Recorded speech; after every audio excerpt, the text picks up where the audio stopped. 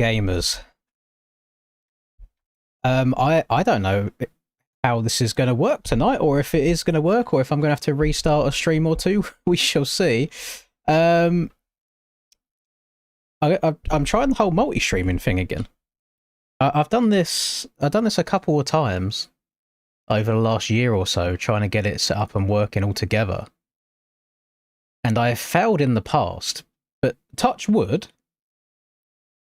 Right now, I've done this a couple of times. The Twitch one seems to be working, and usually the Twitch one is what I have trouble with. Is the YouTube one working fine as well? If so, this is incredible news. This is great. If anybody is watching on YouTube right now, and you're able to quickly go over to Twitch and just type something in chat for me to see if it pops up on my other monitor, that would be good as well. OBS has like this built-in multi-chat function, but I'm looking at it right now, and the YouTube comments are not going through to it, so I might just have the two separate chats up side by side next to each other, and just trying to have a little bit of a read of both. There you go. Oh, thank you very much, Godis. So that's working there as well. I've got notifications, so I've got a Twitch follow from Charlie and Mole Minister, so I can see those.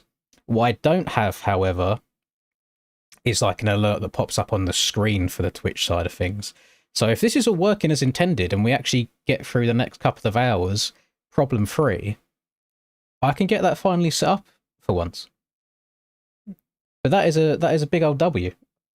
What I'm hoping for. Hello, is it Sigdak? Thank you very much as well. Hello, Dookie. Yeah, if this is all working as intended, I'll do this all the time. Lovely stuff. I mean, yeah, loving that for me. So today, it might end up going over into some public lobbies. Who knows? But today, I just wanted to get the thumbs kind of working a little bit. You know, I'm well, thank you, Dookie. I had a great time last night playing Sim. Really fun time. Like, the stream went pretty damn well, even though I didn't make it through the night. So here's the only thing that I'm thinking of, which is something I've had trouble in the past, is I never had a proper way. How do I do this without like going around the moon and back? Just to explain something simple. Twitch quality caps you at about 5,000 bitrate. On YouTube, I like to stream at about 10,000 bitrate, just so it looks a little bit less blurry, because bikes is really hard to like record and make look good. I've got a tier 1 member from Mr. Sober. Thank you very much. I'll have to keep an eye all the way over here. I'll figure this out like long term, but yeah, Sober, thank you very much for the sub on Twitch. Yeah, quality-wise on Twitch, it's always just like a little bit lower than MX Bikes is, so it's more blurry.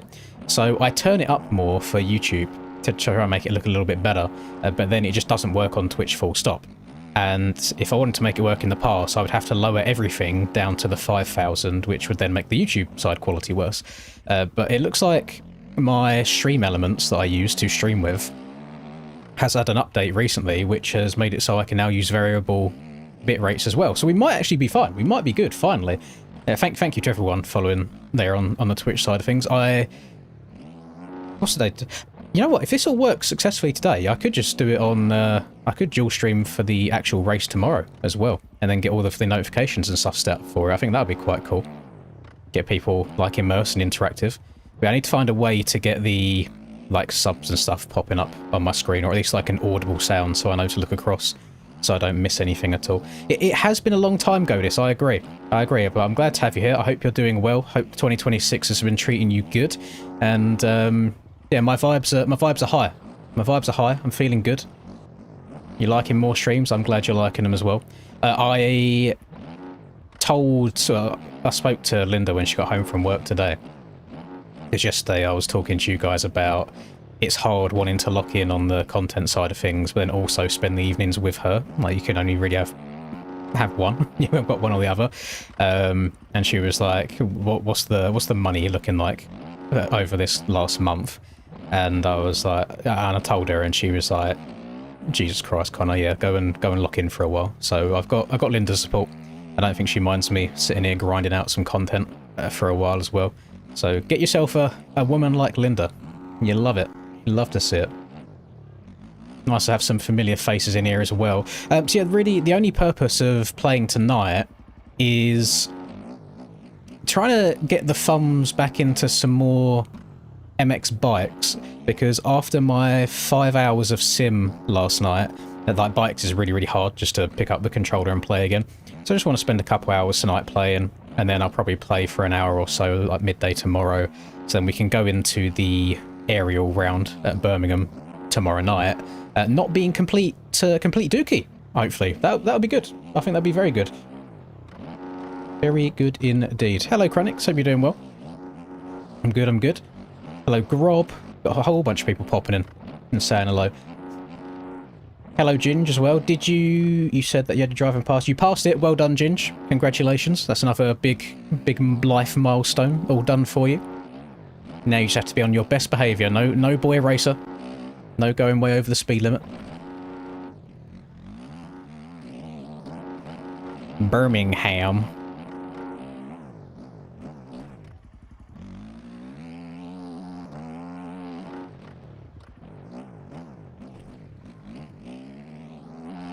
I suppose it depends where you're from the UK as well, but so there's obviously you've got the Birmingham in the US, there's also Birmingham in the UK, and at least from where I'm from in the UK we call it Birmingham, but I know a lot of the US folks for the American version they'll call it Birmingham, like they've got more pronunciation.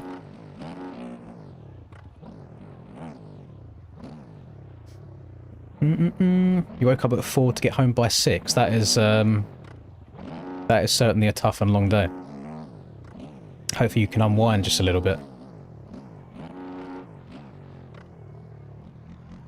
Unpopular opinion, aerial tracks are too WFO. I don't think it's a super unpopular opinion. I think a lot of people feel that way. But then a lot of people enjoy that. Like, a lot of people really like having the super fast tracks. So I guess it depends what you're into, really. But I said on my stream last night, if you weren't about for it, I'll say it again. I am trying to approach things with a much more open-minded way, at least for the foreseeable future. Instead of just being a grumpy old man, being like, oh, this is shit, that's shit, blah, blah, blah. Why not go, hey, I get to sit here and play motorbike video games and earn an income from it. Why don't I actually just try and have fun with it, rather than being a miserable fucker all the time? And I feel like that's probably a better way of going about things. So we're going to try and roll with that. We're going to rock with it. Last night, during the sim race, I completely choked my heat race. Completely choked it. I went from third, with about a minute and a half left, all the way down to 16th before I crossed the line. And if that happened to me, usually in like a bikes race, I would be fuming. I mean, you guys know me. I'd be pissing and whining. But I loved it. The race was so much fun. I was really happy with how I played, and it was just a good time. A good time all around. So we'll try and yeah, we'll try and rock with it. We'll try and do it that way. Oh, I don't know if there's a way. Can I zoom? Oh, I can zoom in. There we go. Hang on, this might be better. Because I got you on a second monitor, the monitor's kind of like pushed back a little bit. Oh, oh, hang on, I might have made a mistake. Oh no. Oh no. I've zoomed in. I don't know how to zoom back out. Oh, hang on, I can right click and zoom out. Oh, thank God. I could see about 4 letters of Ginger's last message. Hang on. Zoom out, zoom out, zoom out, zoom out. Right, there we go. Okay, it's a little bit bigger now. I can see it easier. What if we move this further this way, move this here. Yeah, hello, Tyclan. Yeah, I'm trying to get the whole dual streaming malarkey set up, so I'm live on Twitch and YouTube at the same time tonight. And actually, I mean, you guys in Twitch, if you prefer watching on Twitch, you can keep me updated as the night goes on. Just let me know if the quality's okay, if like all the audio's synced up, if maybe if there's any freezes, like frame freezes or skips, or if it goes down at all. But I had a quick look whilst the intro was rolling for the stream, and it looked like it was playing okay. So far, so good. So if that is the case, I will probably do this for the foreseeable as well. It's just like an extra source of revenue, you know? That's how it is. Revive bikes on here, it's dead. Yeah, I've noticed So if I'm really, really bored during the day, I'll have a random browse through Twitch. I'm not a big Twitch person anyway. I usually watch like long-form YouTube videos rather than watching Twitch streams. But I'll dabble now and then just to see what the scene is like. And I have noticed a common theme of the MX Bikes category on Twitch being very, very, very quiet. Every day pretty much except for Fridays when the aerial race is going on. So, yeah, people that are about other days of the week, that maybe they're a big Twitch enjoyer, hopefully we can send some content their way. But I tried doing this so many times in the past and just could not get it sorted out. So if I finally ticked all the right boxes and got it working, I'm a very, very happy man. You're in a ranked lobby by yourself? Do the races start if you're in there by yourself, Freddy, or do you have to wait for somebody? Imagine they start and you can just scumbag free SR. Oh, no. We're gonna have to get some of these chopped out whoops sorted out, aren't we? I can't be skipping my way all over the place. This might be a bit of a backwards way of thinking, because I know my speed hasn't been amazing recently anyway, but I actually think I think I'd be better off trying to smooth things out and go a little bit slower for the time being, and then try and build some of that consistency up.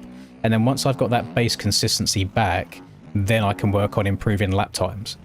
Because if I can just run an entire 20-minute +1 main event with 1 or 2 crashes, I will still be in a much better position than if I crash, let's say, 5+ times, but have a slightly better pace. Like, I will be in a net positive. So I think it might be worth me going back to basics and just trying to flow around the track, not try and absolutely annihilate the ruts, just try and start where they start, end where they end, just like a perfect smooth 180, and see how it goes. I think the only difficulty for me sometimes comes with some of the rim sections that we've had on the tracks this year. You might have like a really big quad out of a corner, for example, and then you do have to hit the bowl turn wide open. That's when things start getting a little bit sketch for me. But I don't know, maybe I should just not even try doing it. Yeah, I find that when I don't go for these big lines though, it actually ends up hindering me rather than helping. So on the Indianapolis track for the last round, you had that big quad in to the long rhythm section. For the most part, I was just trying to triple in the whole night, and there was a lot of people basically quadding in on top of my head. And it's frustrating in the moment, but then you have to kind of realise that everybody else is quadding but me, so they probably don't expect me to be tripling in, which is why they're doing it behind me. So it's situations like that where I'm so torn between, do I just try and take the nice, smooth, consistent line, or do I try and send it a bit more and risk not getting jumped on, pretty much. It's a tough one. Do be a toughie. Yeah, all I'm going to be doing tonight is just play for a couple of hours, get the thumbs warm, try and find some sort of a flow again. I'm back on the KTM, because I asked the guys that were there during my sim stream last night, at the very end of the stream, I asked them if I should go KTM or Yamaha for this round on Friday, and it was actually pretty unanimous for the KTM, which I was surprised by. I think it's more so go for a bike you're a little bit more comfortable on rather than the bike that is categorically faster. And I kind of, like, I get that. I think it'll probably be a smart move in the end, as long as I can get out the gate.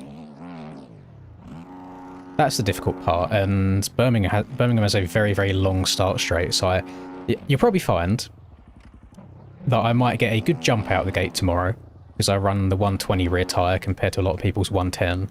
But then by the end of the start straight, they probably will have caught up with me again and then got the wheel on me.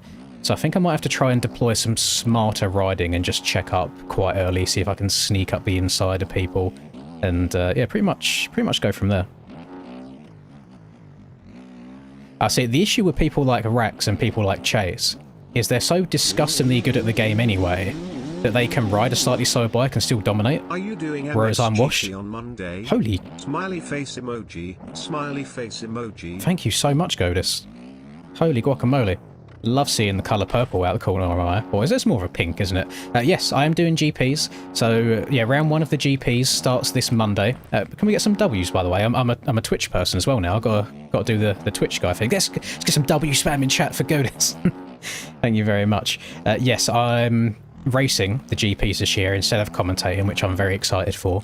And round 1 is on Monday, and it is going to be in Switzerland, which is it Frauenfeld? I think that's how it's pronounced, something like that. All new tracks from Mr. B Clay, so I'm excited for it. Troy joined a chat for 2 seconds yesterday, and the viewership times 10, so the potential is there. How would people know that Troy joined the chat? That's very interesting. I will have to try and get this multi-chat overlay working as well, because I think today it might be quite hard for me to juggle both chats back and forth where they're not consolidated into one. Yeah, thank you very much, Goddess. See, I'm not setting the world on fire right now in terms of pace, but I feel relatively smooth compared to normal. Just in terms of how I'm hitting, like, the ruts. I have some days where I'll hit the ruts and I'll be oversteering or understeering. Like, both at the same time. Like, one rut I'll hit and I'll turn too much and tuck the front end, and then the next rut I'll hit and I won't turn enough and I'll go over the top of it. Whereas right now, I actually seem to be following them quite well.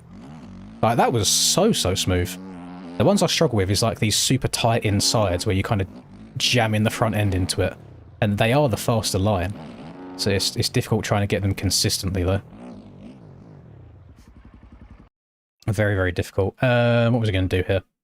I was going to go back and change the track to the next one. I think I'll just go through all of them, to be honest. Thank you very much, Mr. Zuki, for the tier 1 sub. Thank you, Doug, for the follow. Thank you, Doos, for the follow. Thank you, Aiden. Thank you, Archie. Got all the other ones for the follow. And then thank you, Mr. Gaming Donut, for the prime as well. Oh, there we go. So get some primers. Some primes, anybody? Give me Jeff Bezos' money. We love that. I'll catch up with the terminology soon. Do you want to know, I feel like I'll just end up embarrassing myself. Because you know how it is when your parents send you a meme that they found on Facebook, but the meme's like 4 months old? That's how I feel. I feel like that parent, where I just can't keep up with all the terminology and the youth.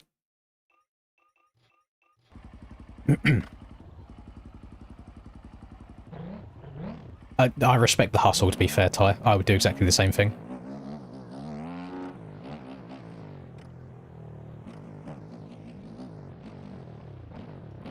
It's going to be weird, basically, starting from the ground up and build up somewhat of a Twitch following if this is all working correctly. You're my man today, by the way, Ty. I'm going to be relying on you. I'm going to need you to keep me up to date on if, like, the quality and everything like that is all good. Everything's flowing as it should be. You found out replying with GIFs is an old person. Oh, shit. I reply with GIFs all the time. I am 30 though, so it's to be expected. Thank you very much, Mr. Young Tarry, for the prime as well. And then we've, Young Tarry also following, and Junko Sock for the follow as well.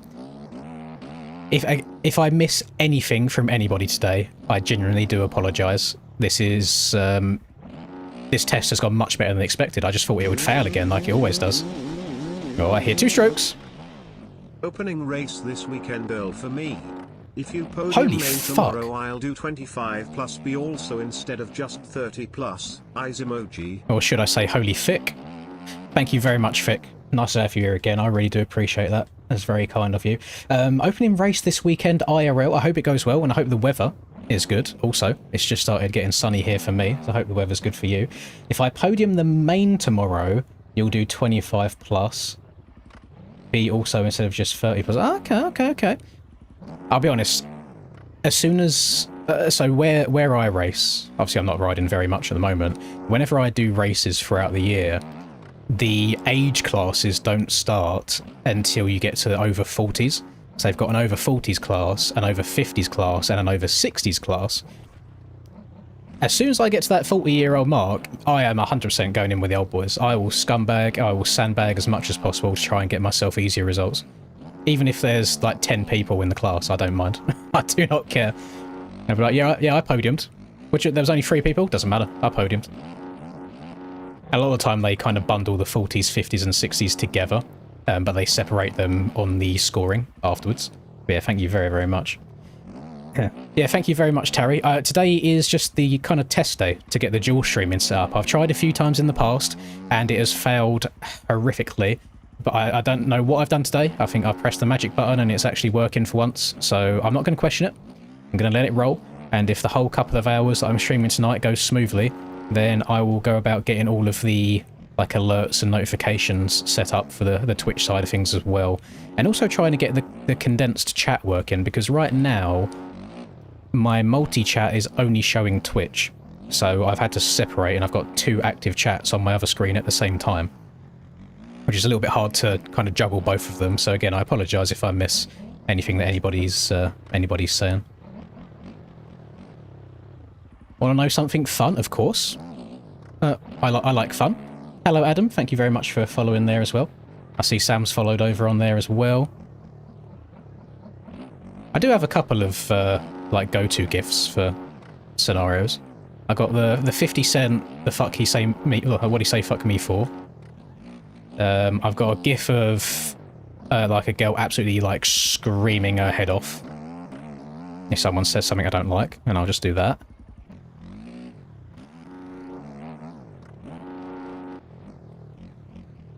Oh, that's very exciting, Godis. That is very exciting indeed.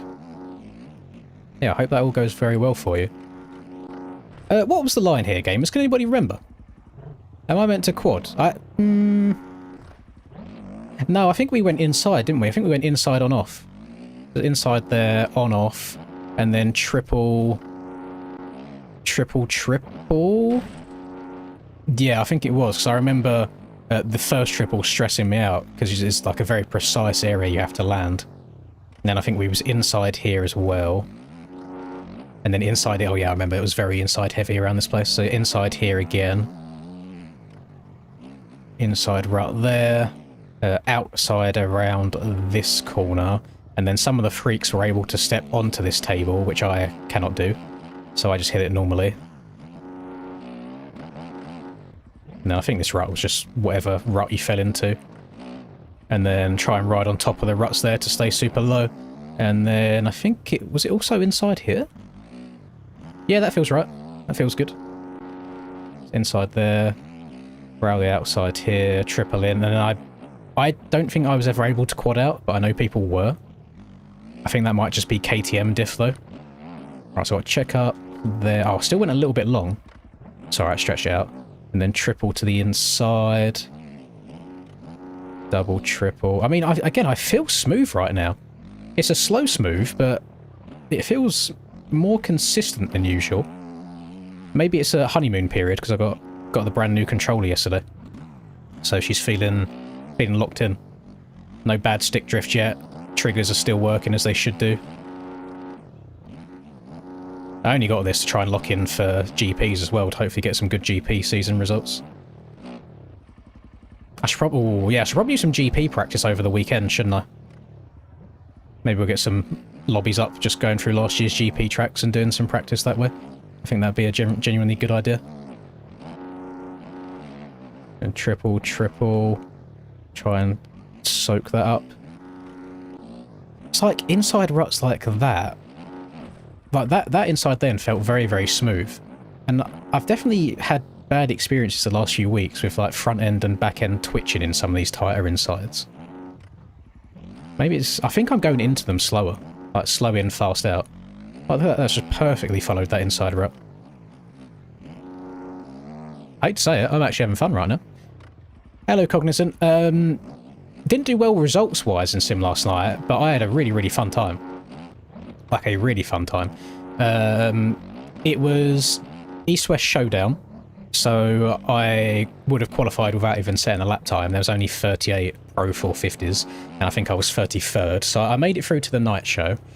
In the heat races, I pulled a fat hole... Well, it wasn't technically a hole shot, because someone passed me by the hole shot line, but I pulled a fat jump from the outside of the gate, and I was into turn 1 first. It was so clean.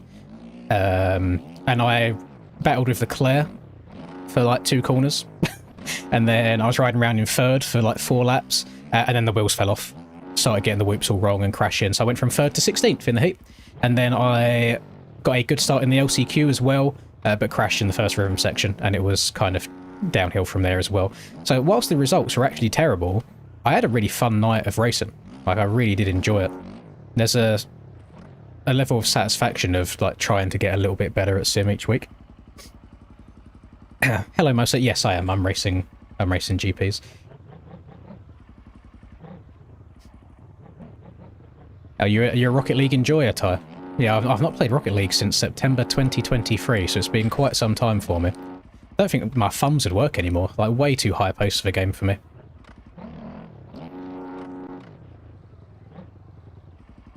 Oh, has Cray been doing it? I suppose I haven't seen Cray on bikes in a minute. He usually lurks around in the donatathons, to be fair, and I haven't done donatathon stuff in a while. Yeah, it was definitely a fun time last night. Do you know what I think contributes to it? Is I don't feel any pressure to do well when I'm racing on sim. It's just whatever happens, happens. Whereas when I load up bikes, let's say I'm having a particularly stinky night on bikes and I'm riding around in like 10th, I also feel bad for the people watching.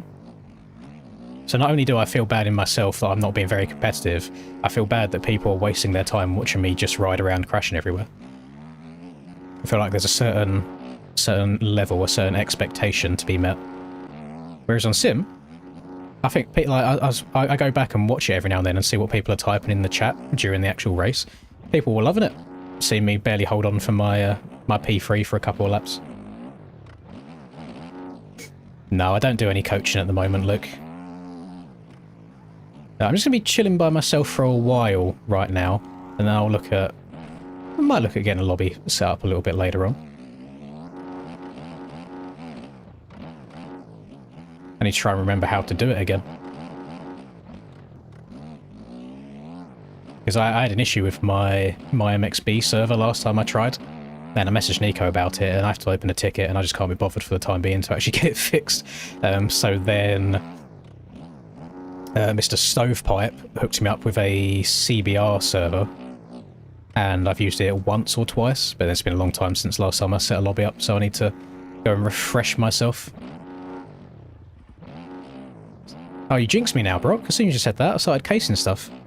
Yeah, I don't feel particularly fast right now, but I feel smooth. I feel like I'm just flowing around the track, which is very rare for me. Say that and I start sliding out again as well. And this is, I think this is one of the more technical tracks of the year. Just where it's smaller.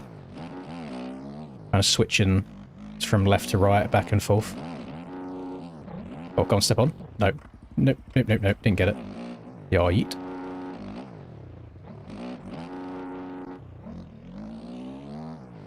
I loaded... What track was it that I played earlier today?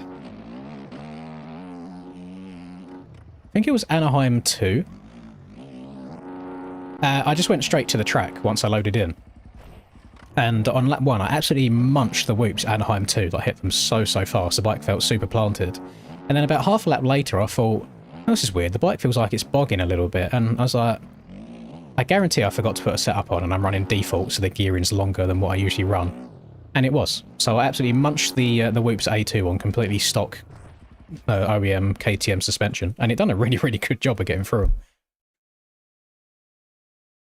Can't ride the 450 outdoors. Just try and slow it down a little bit. I would recommend getting into the habit of slowing it down anyway, because from what I hear, B-Clay is making it pretty damn rough. So I don't think you'll be able to just like power and blitz your way through braking bumps. I think you're going to have to be jumping and skipping around. Hop on the 2-smoker. No, tonight's just practicing for tomorrow, just trying to get the muscle memory down. I don't want to hop on a bike that I'm not going to be racing on and ruin myself. But that's my plan, Brock. I'm planning on racing the KTM for outdoors, just to try and help me be a little bit better over the rough stuff. And I think it also works better in the road as well. So I'm definitely going to be giving up some speed, like top speed, to the Yamaha. But for comfortability and hopefully crashing less, I think it's probably the way to go for me.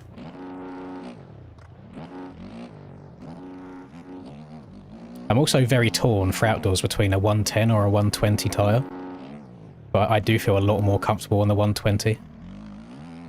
Again, I'll just be giving up a little bit of speed on like really, really fast sections. Oh, front end tried washing on me there. That was not nice.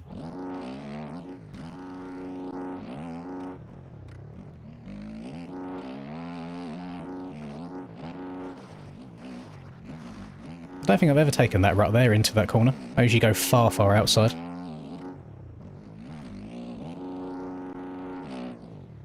See, I don't feel like I hit that corner particularly well, but I just seem to blow up and over that triple.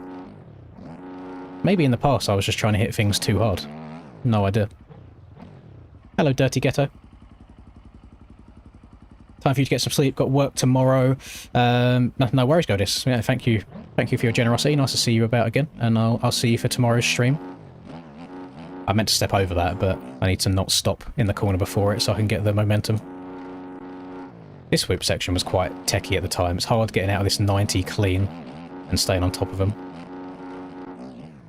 And then it's triple, triple, single into the turn that Dorian absolutely destroyed my front end in.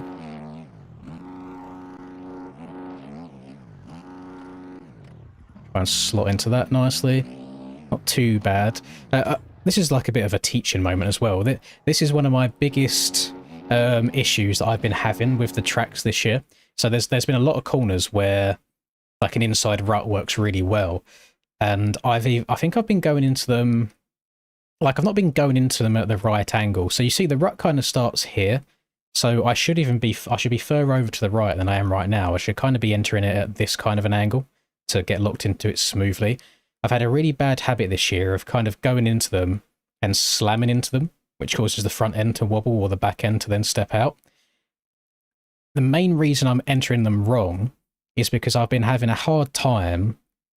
Sometimes you single into the turn, sometimes you double into the turn, but a lot of the time you end up flat landing.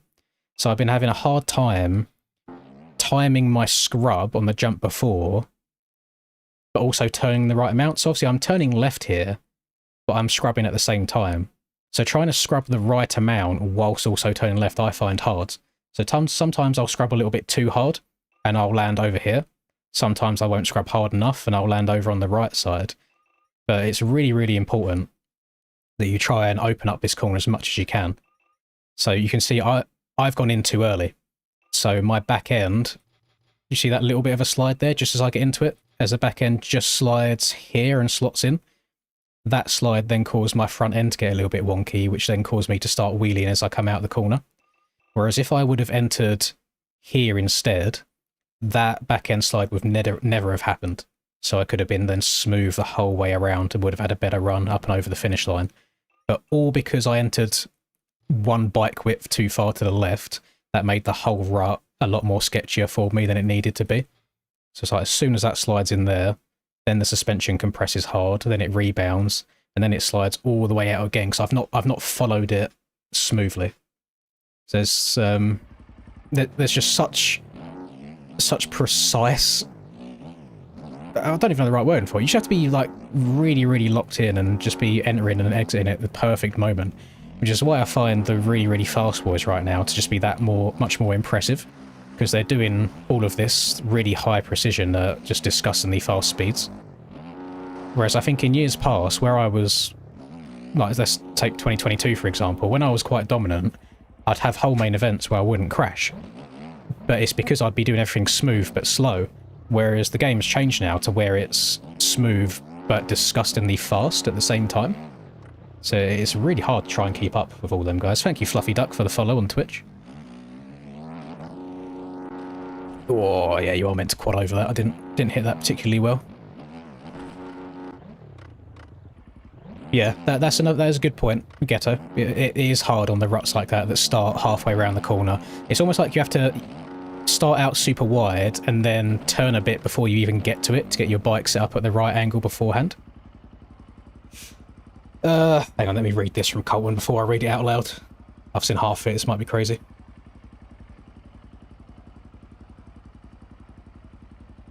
Yeah, that's outrageous. That doesn't apply to me because I don't plan on having any. I'm not going to read that out loud. Right now, Fluffy Duck, this is just me riding around in testing by myself. Maybe in an hour or so I'll boot up a lobby for some people to join. I'll probably just turn like collisions off, but they will be on paid tracks. It's going to be on all of the aerial supercross tracks that have been out so far. Just because I feel like the best practice is to race the previous rounds. Oh, took my eye off the ball. Didn't brake in time.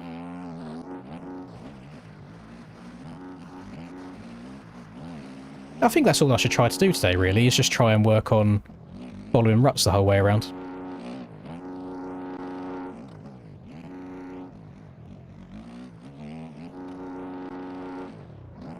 I've also been very torn recently on sitting or standing in some of these tighter inside lines. I find if I sit, I'm sometimes a bit more susceptible to the front end tuck in, or like, you know, like dragging a bar or something like that. But if I stand, I have a really high chance of wheeling as I exit, which then also causes me to get sketchy, even if I'm leant all the way forwards. So like in the 180s, I'll stand up a lot more now, rather than sitting down. It just feels nice and smooth. Then these ones I'm torn with. Perfect example. I hit that so much better than I did the previous time. Try and slow it down and see if I did it much different at all. So I'm starting out much wider. So I'm entering it in a much better place. I'm already, you can see, so the rut starts here, and you can already see like how much I am. Oh no, my controller just fell on the ground. It's unplugged. Am I gonna have to close and reopen my game? Are we good? Oh my god, it's working again. That's not like, oh, actually, is it? Oh no, yeah, we're good. So that's not like MX bikes. You see how much I'm turning before I even get to the rut? And because of that, the bike is just locked in so much more, and I follow it around better. Last time I exited too early here, so the back end kept sliding into the rut more, whereas I exited it at the right point, so I got more grip the whole way around it. And if I can just do that around the entire track and just try and be smooth and perfect everywhere, it's kind of the way to go. That's good. That's how it is. The 250s, the Pro 250s have been able to get around the tracks okay. But there have been some rhythm sections where they have been forced like double in some places. So the scaling of these tracks is generally quite big. So I've seen even some of the top 250 boys struggling in some places. So I don't think you're by yourself in struggling to get around these on the 250 at all. I mean, hey, I struggled to hit some of the bigger lines on a 450. Oh, didn't turn early enough there. Left it too late, so I couldn't rail that and triple out. MX practice, not today. I'll probably do some MX practice over the weekend, just ready for GPs. There you go, that felt good. Nice. I had to get on the throttle a bit earlier than I was doing to make sure I can get that step over.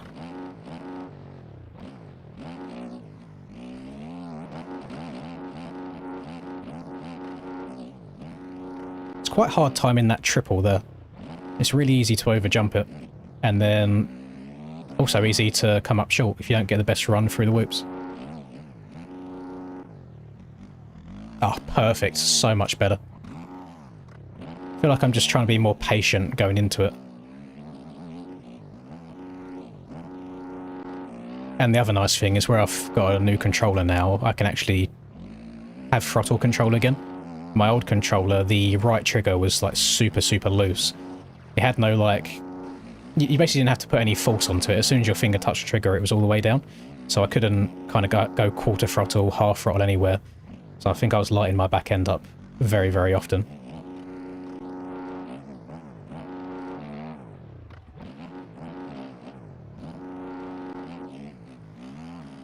Oh, no. Didn't get the right angle there.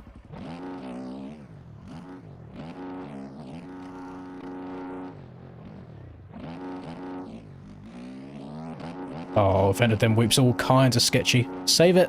Save it. It's good. Tips for wall jumps. Go into them stood up, and as soon as your front wheel gets to the very base of it, sit down and lean forwards. So you're trying to like force your front wheel into the wall. And that's all I got for you. Because yeah, it is quite hard to keep the front end down at the top of them a lot of the time. There's some chill practice. It is indeed. I'm very chill right now. Thank you, Swamp, for the follow on Twitch. Yeah, to anybody lurking in the Twitch chat right now, I apologise if I end up missing anything. I'll try and get this all consolidated properly for tomorrow, now that I know how to get it all working. Hello, Harrison. Hope you're well. I'm good, thank you.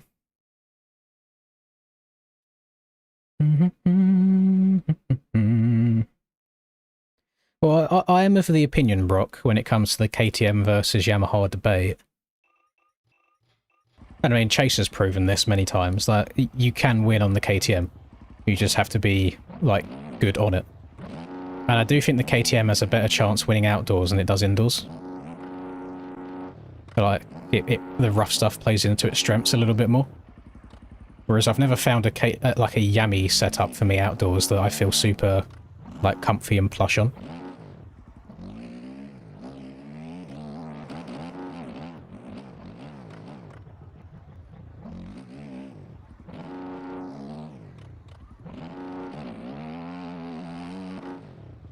But I was kind of surprising myself how quickly I'm picking up the flow of bikes again today. I expected me to be missing ruts left, right and centre, but I'm getting pretty well locked into them.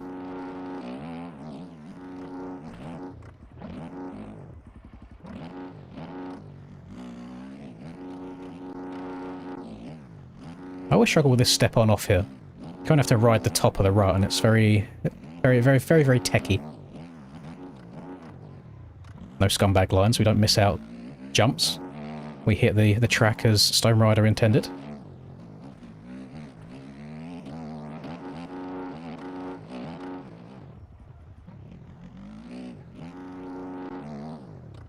Feels, again, it doesn't feel fast, but it feels smooth.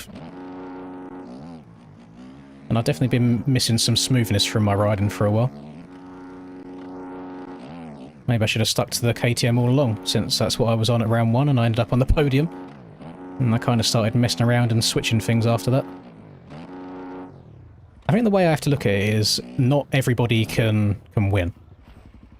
So if I go out there more with the mentality of going for like podiums rather than trying to beat the G-Fueled enjoyers like Cam, for example, I think I'll have a lot more success. And definitely won't get as stressed out as I have been as well.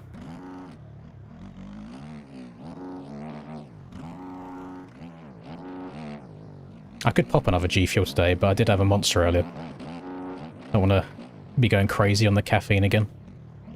Been weaning myself off to not have it very often at all. This track is round 4, I believe. Houston. Oh, I'm not going to be able to quad that. Check up early so I don't come up very short. Of the Aerial Supercross Championship, it's a paid track. It's on the MX Bike shop.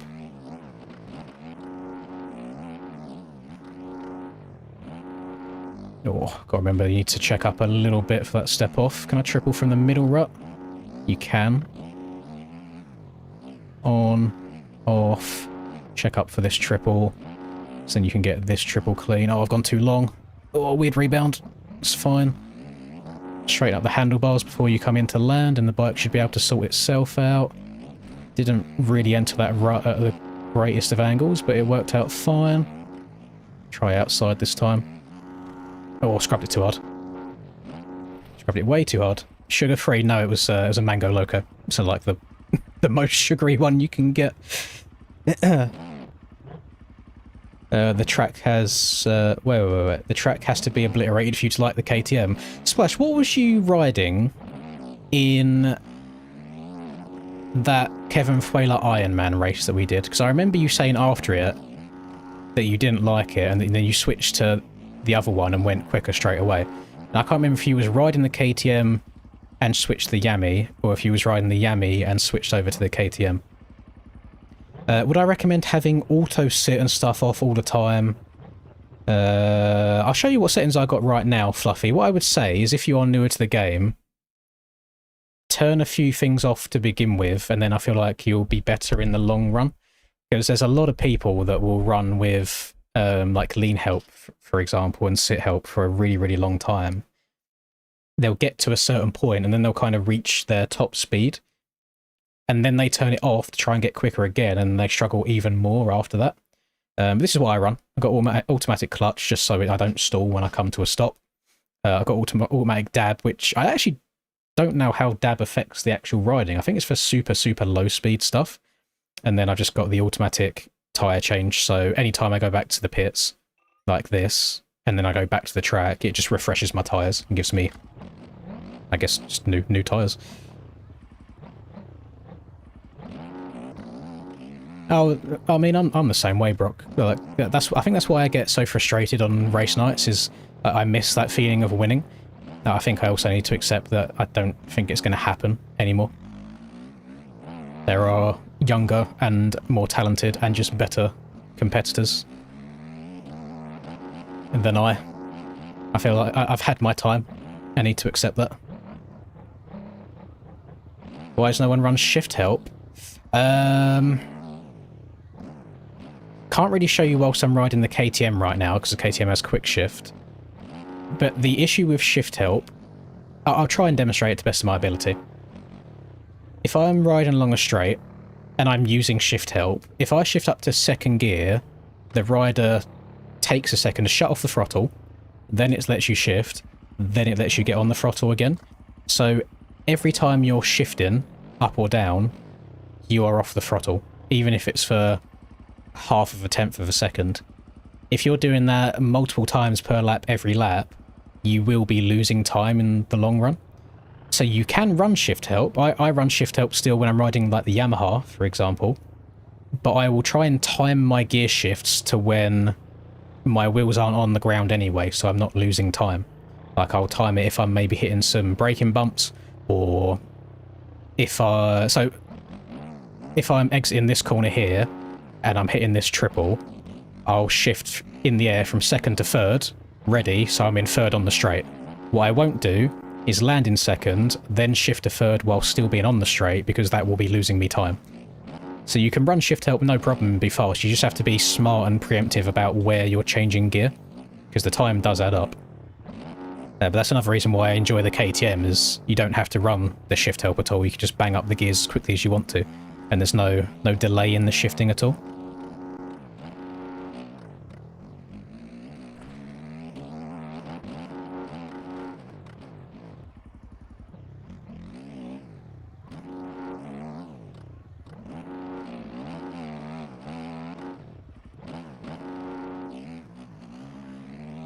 Oh, that was nice.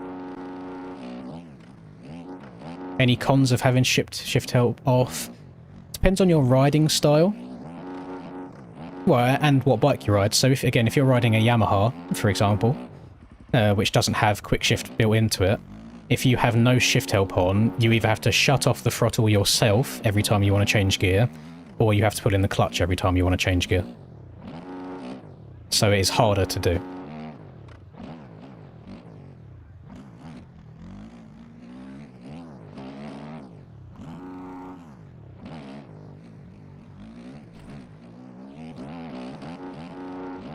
This is a model swap for the KTM that I've got at the moment, Ruin. You reckon it smoothed me out a bit, Cam? I appreciate that. I mean, it feels smooth right now. And it doesn't feel super fast, but I just want to try and get some consistency back. I definitely think it's helped with the throttle control.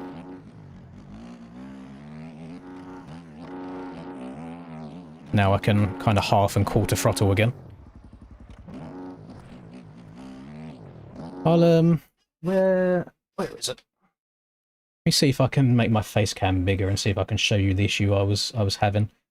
So, what's the best? If I have it against my head so you can see it, so actually this way might be better. This trigger right here, can you see how gentle I'm pressing it? And like how quickly it kind of collapses? Like there's no resistance in it, it's like super, super loose. So I was either 0 throttle or 100% throttle by barely touching it. Whereas the controller I'm on now, this one, if I'm pressing the trigger down, you see how it's got some like bite to it, it's got some resistance, it doesn't just like collapse all the way down. It's hard to show you because it's like black on a black background, but that's the issue I've been having recently. And it just meant that I was sliding around a lot. Like the back end was all over the place because I had no throttle control. Hello, Nizzy.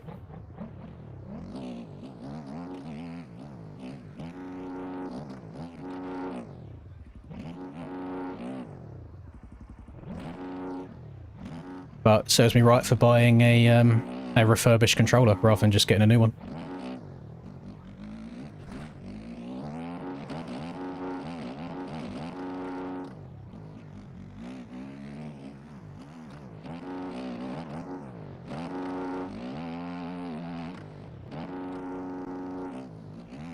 Oh, back end still a little bit there, but should still be able to get the quad. Yep. Just had to stretch it more.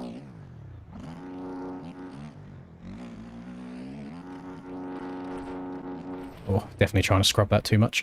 You know what track I think will be a good test here for me? Is the track that everybody by now knows that I hate with a passion, which is Blockout Supercross, which is the pre-season track that Stone Rider made. The track that has caused me to lose the most hair. I've done this a few times over my last Donator-thon. And it was stress, let's say that. Has anyone, has Stone Rider released the preview lap for the rutted version of Birmingham yet? He usually does it like the day of, so probably won't see anything until tomorrow.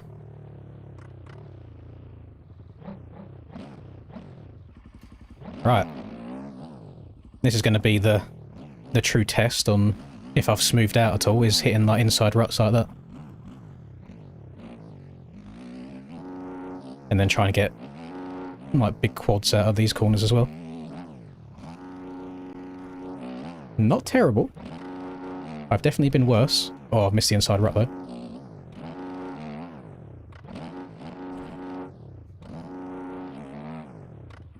Three hours ago. Oh, should we watch it together? Let me just do a quick check. I mean...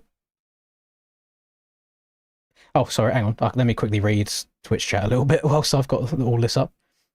In the future, if you could have the multi-chat on screen under the face cam, that'd be nice for viewers on each platform staying loop of the convo. I agree, Ty. I might not try it tomorrow stream, but I'll experiment with it at a later date. The issue is I had it before where I'd try and put the chat up on screen. For some reason, it would keep freezing a whole bunch. And I'm not sure why. I always had a lot of issues with it. But I know what you mean about people having an idea of kind of who's saying what and when. Right, let's have a look. Stone Rider, Max Bikes. Round 10. I'm going to have to the insta-mute here. There we go. No copyright, please. Very framey. I've noticed my Opera GX has been doing this a lot recently, is it will make YouTube videos framey. Holy intro. Where's the lap start, my boy? There.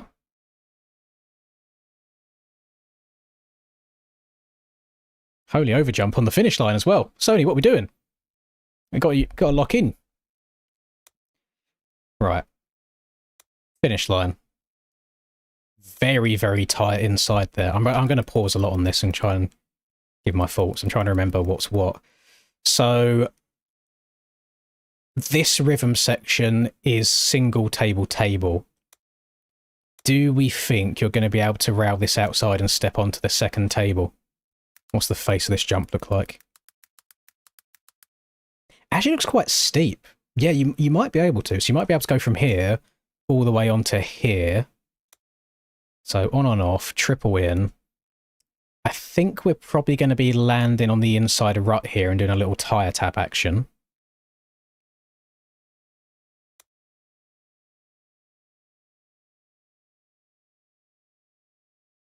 He did leave it flat. By flat, I mean there's no split lane there. I think this corner is going to be very, very inside dominant. Like, very inside dominant.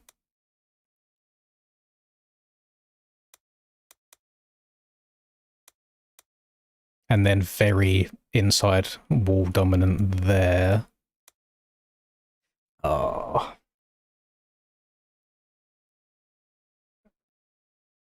Yes, I don't be missing negative. There's just some things there that I was discussing on the sim stream last night that I thought we would have changed.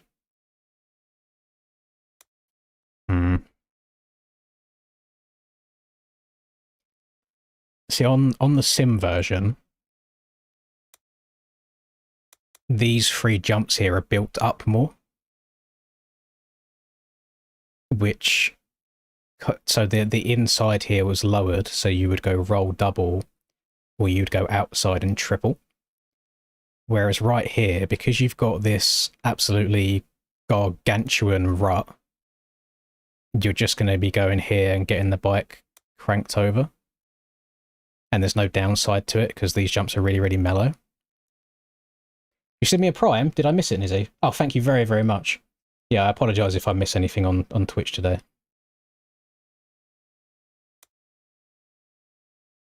Yeah, it's very kind of you.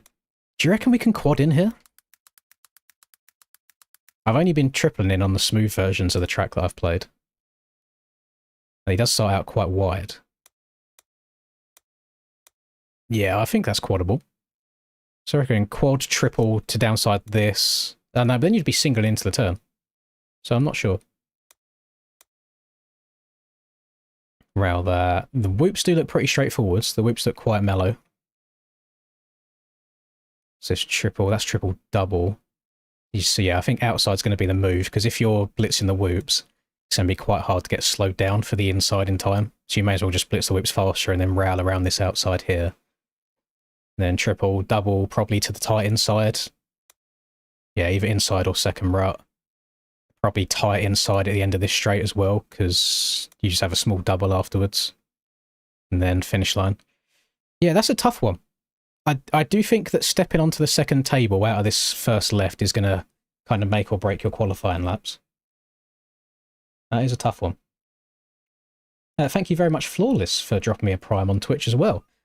Is this why people do it on Twitch? Because you just get like infinite money glitch from Mr. Jeff Bezos himself. This is amazing. Why have I not figured out how to get all this sorted sooner on? There's a lot of insides look to be the move on that track. Prime subs and meta. You telling me? It's great. I've got about 5 just today already. We've only been going for an hour. It's crazy work.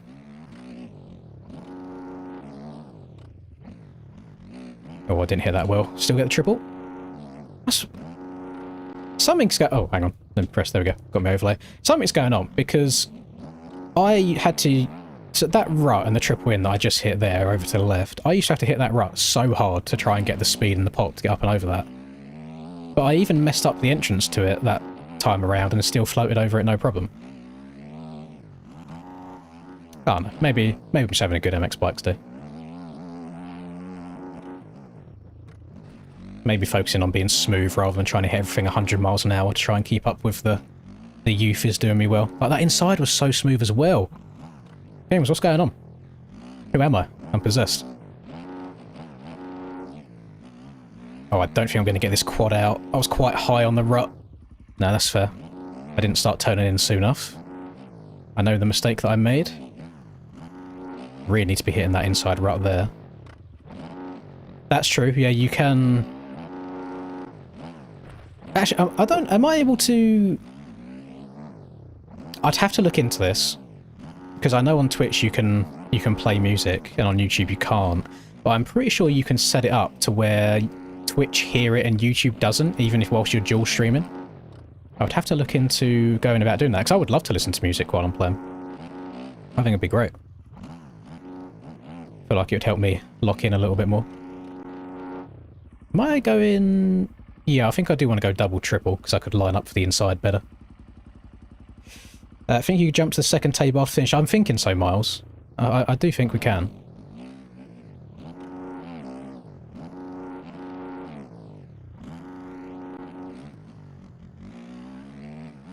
Triple that. Oh, I went a bit long. Can I still get the quad? Oh. Oh yeah, I mean, we'll see how it goes tomorrow. I could be at a bit of a disadvantage on the KTM for, like, big lines, like stepping onto that second table, for example. But as long as I'm hitting all the corners smooth, like there's a lot of inside lines, so if I can get them all locked in on the KTM, it could probably help me out. Yeah, and because it looks quite inside heavy in a lot of places, it could be really, really difficult to pass. But yeah, we'll see. We'll see how it goes tomorrow. Yeah, sorry for anybody in chat. Thank you very much, Mr. Benji, for the Prime as well. Let me quickly catch up with Twitch chat. It feels like the bitrate is kind of arse on Twitch. It is. exactly half of the bitrate that I have Twitch capture out at 5K, which on majority of games is absolutely fine, but on MX bikes, where all of the grainy dirt textures are coming at your screen super fast whilst you're riding, it's hard for the video to basically keep up. So you'll see if I come to a complete stop, both on Twitch and YouTube, if I sit here for a couple of seconds, my face will become really clear. As soon as I start riding again, the whole thing goes a little bit blurry, and it's just how it is, unfortunately. There's nothing I can do about it. If I increase the bitrate on Twitch, the stream physically doesn't work. It just shows a black screen, so I'm not sure how to change that too much. I don't actually know if you can. But yeah, I'll on the KTM right now. I'm also going to be riding the KTM for GPs also, so I think it's just going to be nice getting to ride the one bike and get comfortable on it, get all the muscle memory burnt into the system.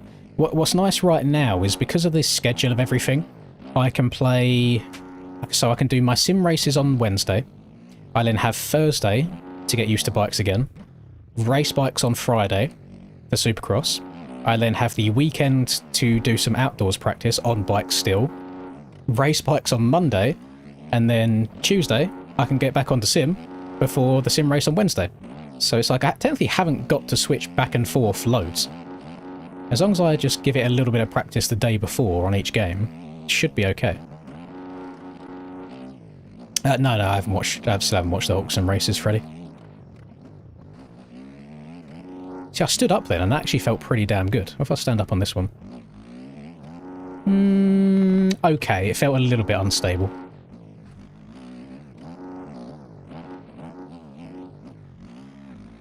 I went over it. But I do prefer standing up in the 180s, like the bowl 180s. It's the little inside ruts. I'm unsure if I want to be sitting or standing.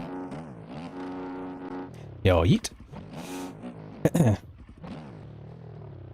I had no idea about that at killing time, that I can do it so the VOD doesn't have the music at all. I am a Twitch newbie though, so I feel like I'm going to be learning a lot of things as we go here. Is it still working all fine, by the way, on Twitch? It's not like dropping a bunch of frames or anything. And the audio's like in sync, things like that. My FOV right now, probably 115 or 110. 115. That's what I'm rocking. Thank you, Mr. Maple Maxi, as well, for dropping a prime. Boy, this is an infinite money glitch. This is crazy work. I'm loving it. Yeah, I should definitely at least get some kind of like audio and notification popping up for primes on Twitch.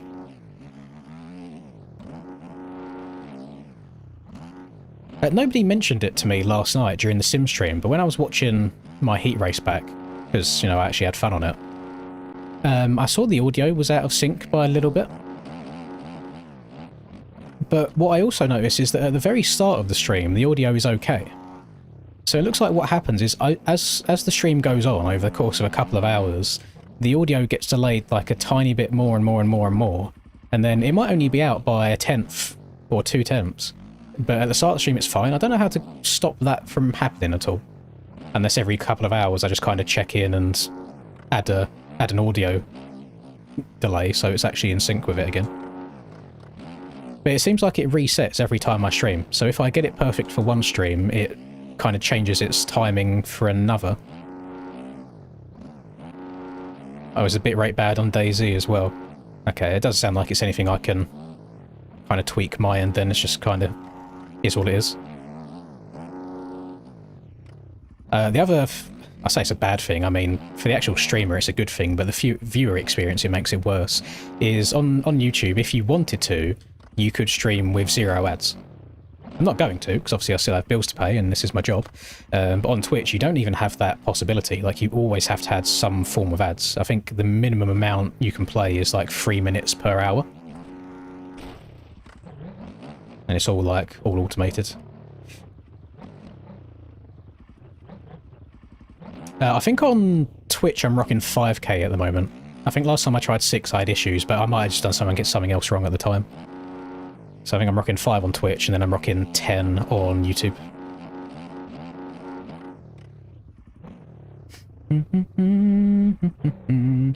Do I run direct lean differently from MX to SX? No, I've got it all, so Yeah, so if you look at my controller overlay at the bottom left, thank you very much, Mr. Zephyrs, for the Prime as well. Anytime you see this right stick is red, I am stood up. Anytime you see my right stick is blue, I am sat down. So anytime I'm clicking my right stick down, I'm sat down. Anytime I'm not clicking it down, I'm stood up. Which, I would admit, at the end of two 30-minute plus 2 lap motos, I do have a bit of a sore thumb from holding down the sit button so much, but it's what I'm used to now at this point. It would feel weird for me to change it. I'm struggling to follow that 180 round all the way. I'm exiting the corner a little bit too early. But this one's hard because you have to hit it really, really fast to be able to get the quad on the exit.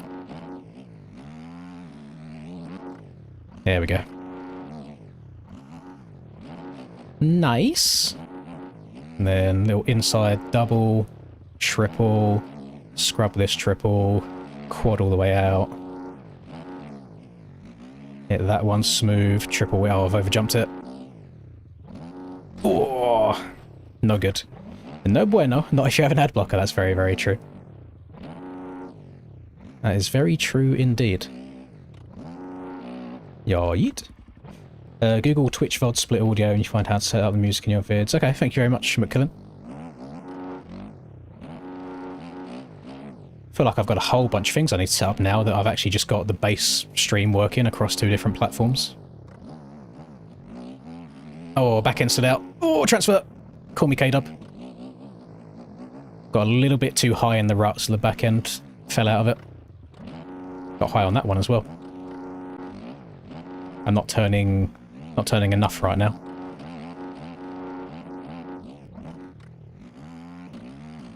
And that one I turned a little bit too much. Maybe it's just this particular track I have it has got a vendetta against me. Oh my! Did you see my front end? I was stood up, to be fair, so I probably just had too much weight leaning over. Front end knifed hard then. Oh, I was very low in the rut, that's why I'm on flat ground here. Yeah, the handlebars just went and then it kind of straightened itself back up again. That probably wouldn't have happened if I was sat down.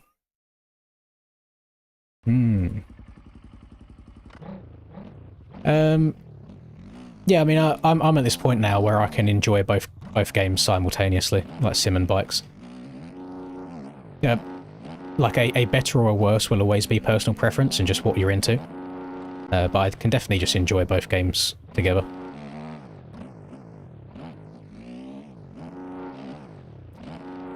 I would say my very black and white statement about them, at least at this point in time, is from a competitive aspect, I've been having more fun on sim, and from a casual perspective, I have more fun on bikes. But both very good games, both have their own pros and cons. Just depends like who you are and what you like. You like an early stream, I'm glad you do so. It's not actually that early for me, it's 9:30 PM for me right now.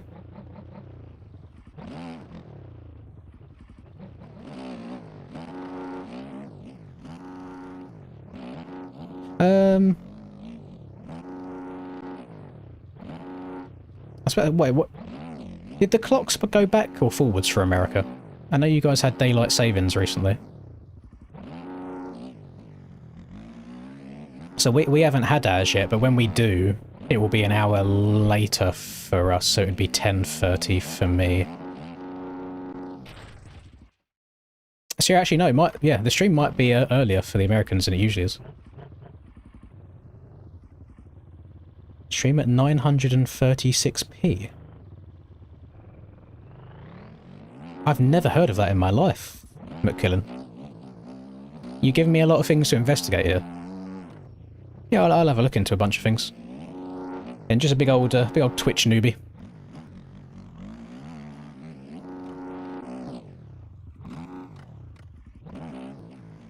I don't know if I can have different resolutions across YouTube and Twitch. I'm sure you can. But when I was setting up the stream today, I set Twitch to be 1080. And when I previewed it earlier myself during the intro to see if it was working, it said it was in 1440. And I stream on YouTube in 1440, but I specifically set Twitch to 1080 and I don't think it's actually done what I told it to do.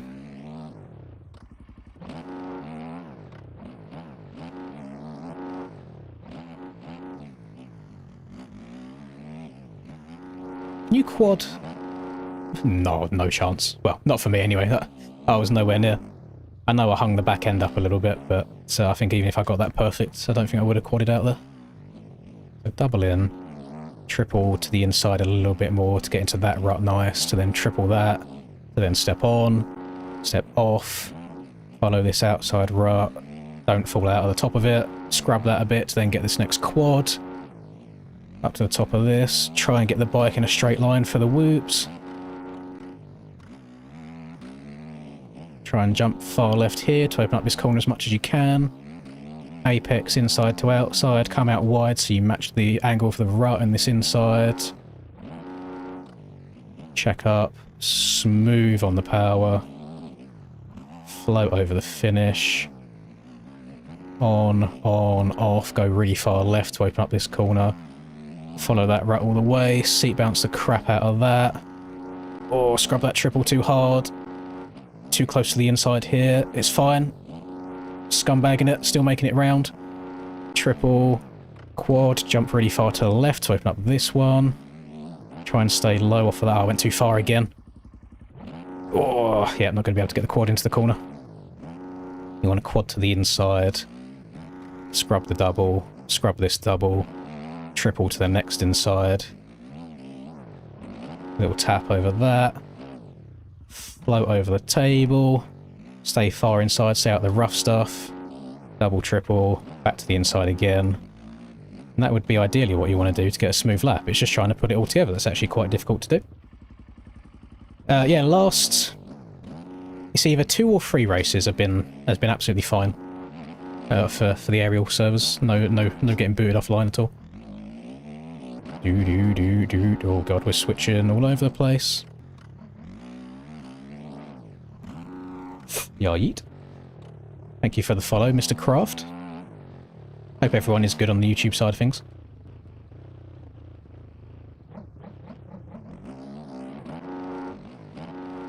Yeah, I got 2 split chats today. My multi-chat wasn't working for some reason.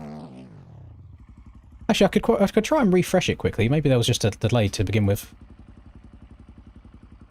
Channel Lynn's YouTube will be displayed here. Don't think it will. What's this settings button do? Oh, wait. Hang on, Cover's message just showed up. Hang on, can we get a couple of YouTube messages going on at the same time? Actually, just give me a... Without spamming too hard, can I get a couple of Twitch and YouTube just messages in general to see if they both populate this one chat? Because if so, I can now read everybody's messages at the same time now I've refreshed it.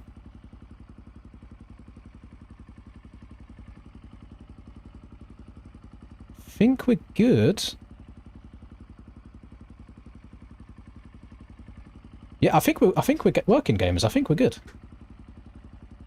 Lovely stuff. Right, that means I can close that. Oh, my chat's so much bigger now as well. I can see everything that I need to see. Oh, this is beautiful. Now I can move my activity tab over here next to the chat so I can see who's like followed and primed and all that good stuff. And I can actually make my preview of my own stream bigger so I can see what... Oh, what a lovely day. What a lovely day. Good stuff. Thank you very much. No, genuinely not engagement bait. Not engagement bait at all. I actually needed that. It wasn't working earlier and now it's working fine. I had to give her a cheeky refresh. Uh-oh, rest in peace. Streamer learn now to stream. It's only taken me 5 years. Crazy work. I got some people there that usually lurk in the streams and don't say much coming out of the woodwork, helping a brother out. There's got to be a way. Actually, I don't know if there is. For me to see, like, the Twitch follows and memberships and primes in general also in that same chat. I think just having a sound for it would be the first step. Might do that later tonight. Is there any interest of anybody just chilling watching right now? I know that I've done a track they are video the other day. Is there still any interest in games like Mavericks or Cranked, like the mountain biking games? I also have quite a few people asking me to play Sledders quite often, so I need to revisit Sledders at some point too.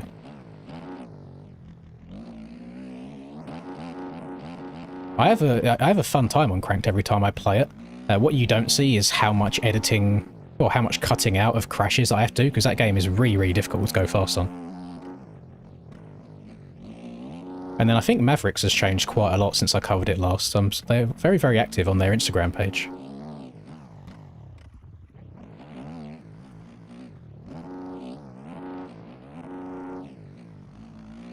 Don't think I'm going to get that. Oh, I did. I actually think that cutting down a little bit too much there worked well for me, because the bike was more upright, so I got more of a seat bounce than if I was still turning slightly.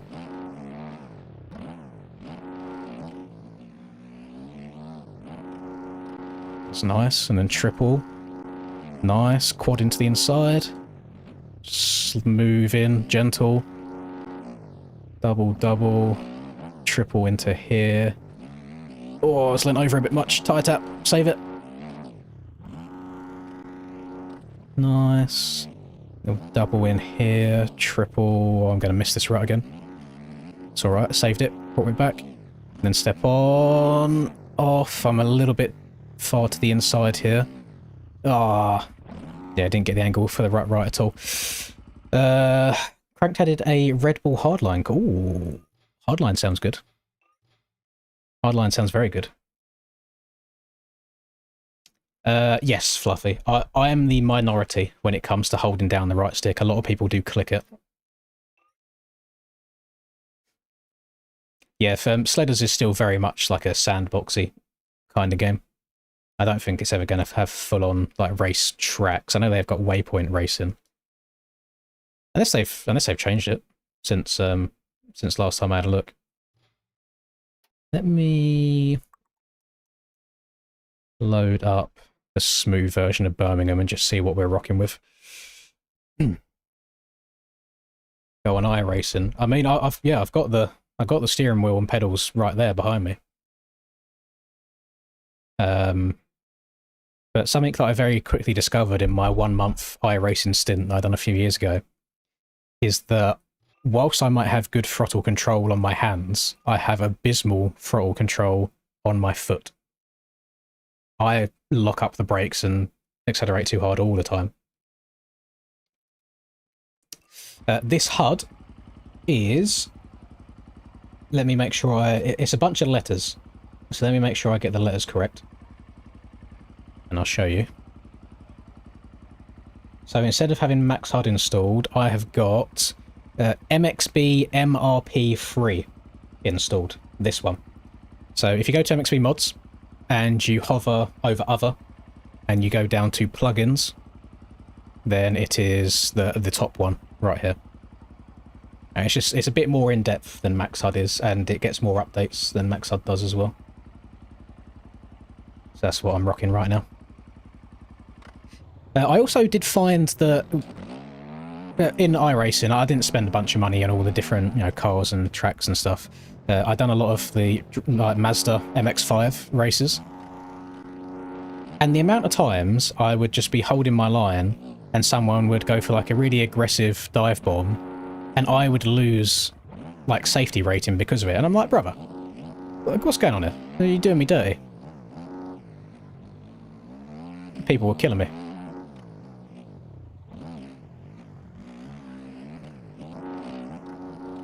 So do you reckon you'll be able to quad in here on the righted version?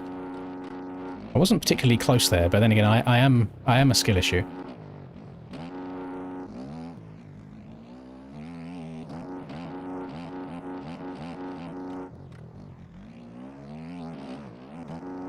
Wait, so it's really strange going back to the smooth tracks after doing the righted ones.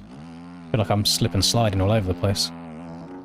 I should probably try taking the lines where I'll go when there's ruts. I know it sounds weird, but I should probably try and hug some of these flat insides because that's where I'll be wanting to go. Yeah, surely with a rut in the corner I get that step on fairly straightforwards, right? Evening Mike, hope you're doing well. Love yourself some Rallycross. I did see... Oh, 100% with ruts we're getting that. I did see Mr. Reaper Doc put a little Instagram reel up of him driving on Dirt Rally, and that did look very, very fun. Very fun indeed.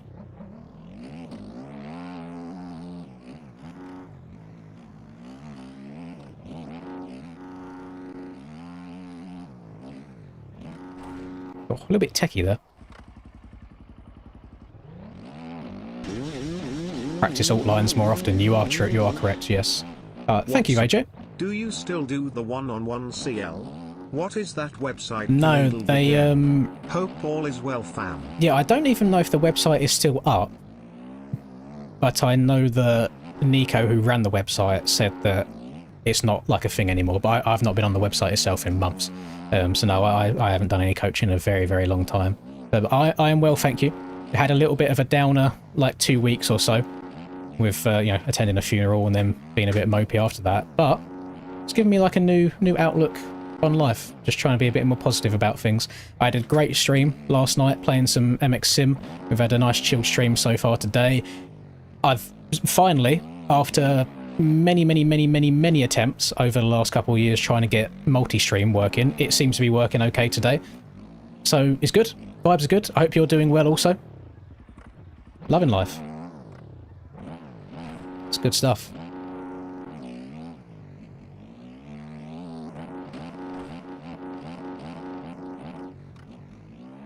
Do you know, actually, the only thing that I am bad with right now is I have not done any kind of walking or running in the last 2 weeks. So I actually think what I would do, because I went to bed really late last night. I went to bed at about 7 AM today and woke up at 4 PM or so. I think what I'll do is when my stream finishes today, I will just go to the gym and get on the treadmill for like 2 hours or so. Just do some walking and running intervals, just try and get back into the swing of things a little bit. In iRacing, you have to set up your brake pedal really stiff, like when you calibrate it, smash it so hard, you're trying to brake it, and then you'll have better braking. You are on something there, because some newer people's community will have no idea what I'm talking about when I say this, so I'll try and set up the scene a little bit. Back in 2024? I might need help here. Was it 23 or 24? We had an MX Bikes LAN event in Italy, which I got to take part in. Basically, what happened is I finished in second, Cam finished in first, and Aiden finished in third. So us three, the next day, got invited to take part in, I think it was Assetto, not iRacing, I think it was Assetto race, with a bunch of celebrities. One of them celebrities was Mr. Danny Pedrosa. If you don't know who Danny Pedrosa is, he's... How do I word this? He's one of the best road bike racers on the entire planet. He's a very, very nice man. But he's basically just like us, like he's a gamer as well. And he was taking part on it. And I sat in his like seat afterwards, so it was all done. And yeah, he had changed his brake, so like his brake was so stiff compared to mine. I was just running default stuff, and he's got everything set up as it is. But if I tell you, like, one of my peak life experiences, it is walking up to Danny Pedrosa on stage, asking him for a photo, and he looks at me and says, "You're Linz, aren't you?" Because he knows who I am, because he used to race MX Simulator against me back in, like, 2015, 2016. Danny's a very, very nice person. The best guy in GP with no chips? Yeah, unfortunately so, yeah. Let me do a little, hang on.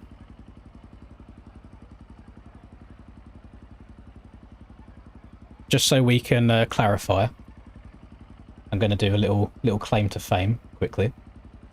Don't want to leak too much. So that is Danny Pedrosa's Instagram. We can see that, right?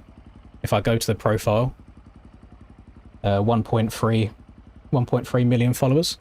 I do have conversation with Danny. I was saying that if he wants to play bikes at some point, let me know. This was me.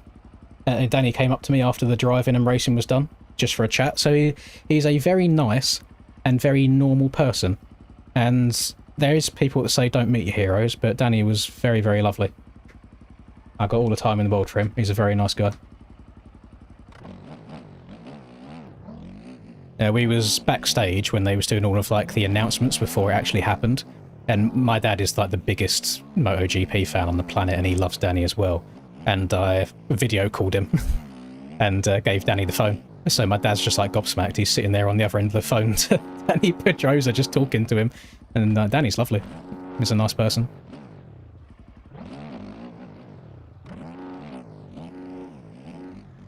It's a shame that that LAN was a one and done. From the best of my knowledge, the ECMA people themselves got like a new, like this is just like president or something like that, CEO, I don't know what you want to call it.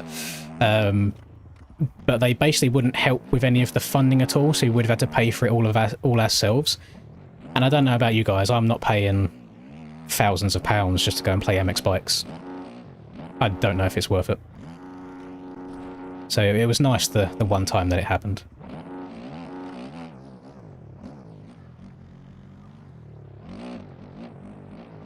Good times. Good times indeed. Yeah, iRacing is not cheap at all. I agree with that.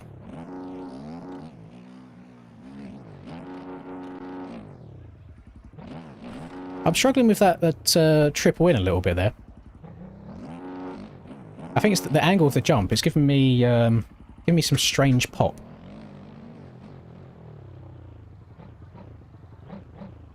Your Discord got banned again. I sent Discord an email. If it doesn't get fixed, I'm probably going to have to get a new PC for a new hardware ID. What have you been doing, Smarties? Why are your Discords getting banned? That jump is so strange. I think I have to go further to the inside there, but just straighten up the bike more.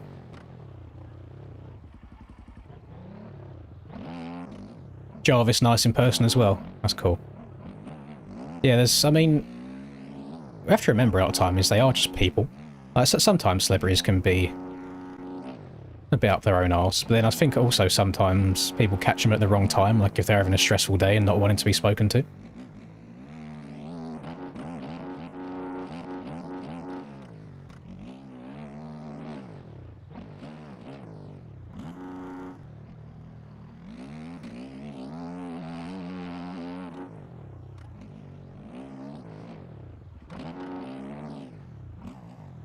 No, I've never tried drifting in a Seto. I played a Seto twice. Ever. Once I done it in a video years ago.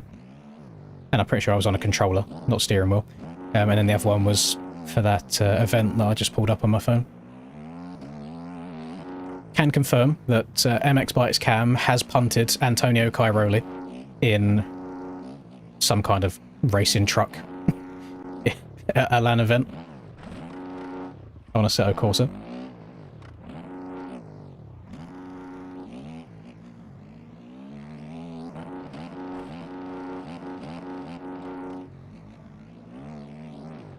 Damn, I don't know if anybody else can kind of pick up what I'm putting down here.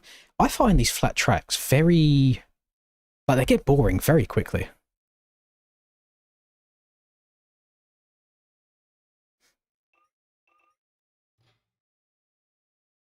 Somebody else who's a legend who I've had a couple of messages with is Bogle. So happy to see Bogle getting a chance on that Suzuki ride. Very briefly messaged Cincerulo because he was on about getting into bikes, and I don't think anything ever came of it. Cole Davies plays bikes quite often. He's played with Reaper before. And he said sorry to me in the DMs after he punted me in an 85 race. Billy Bolt wants to do a Krakenberg stream at some point. He's just trying to get Red Bull to buy him a computer because he hasn't got one set up at the moment. So there's a few people that, yeah, they're just very, very nice, normal human beings.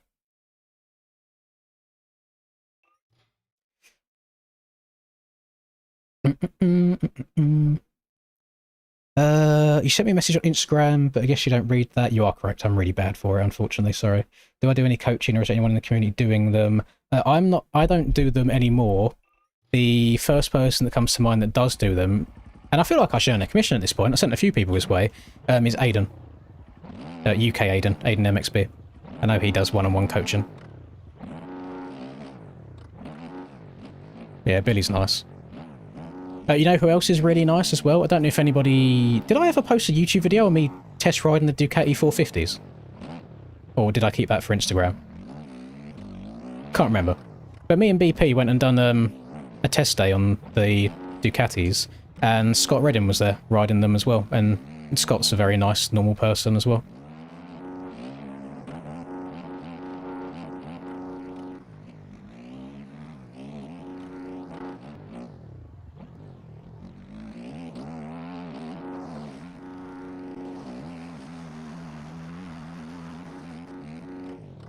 feel like Scott Redding's more of a niche person, especially for the American folk. I don't know how many of them will know that. You got a chance to talk to Josh Grant and Jeremy McGrath at a local bike shop. That's very cool.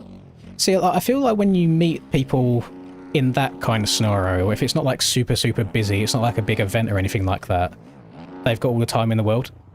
So I can understand why they would be short with people if they're like busy doing something.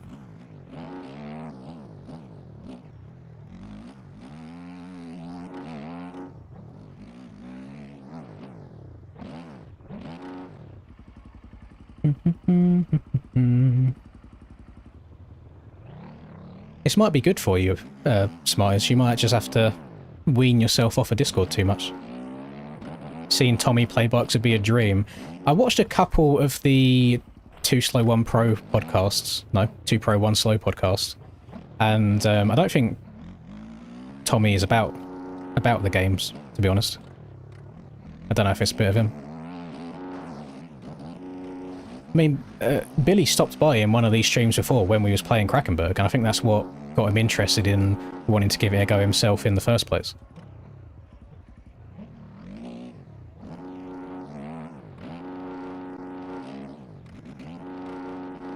We've also had a couple of random appearances from old Jimmy. Mr. Jimmy Broadbent as well. So I'm surprised he likes 2-wheel side of things. He's usually more of a 4-wheeled guy, but yeah, Jimmy was nice. A few times he's popped in.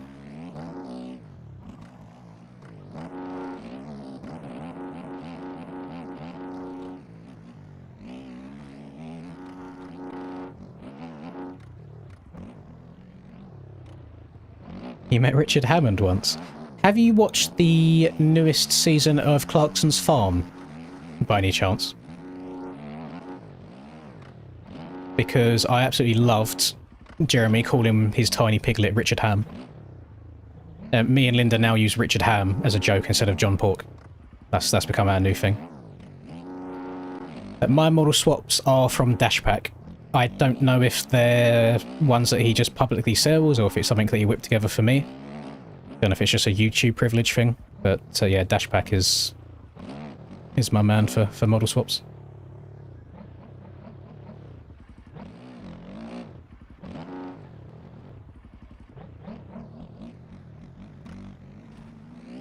It's time to start a new Terraria playthrough. I think you might have done one too many Terraria playthroughs, Smarties.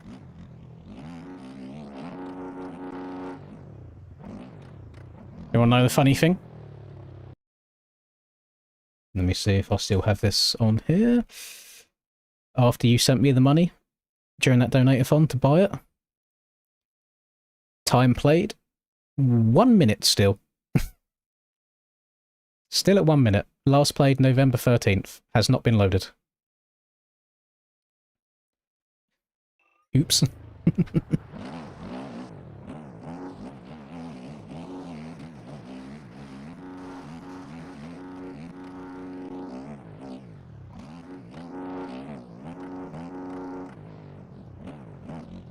It's a new update. Too much. Too much stuff.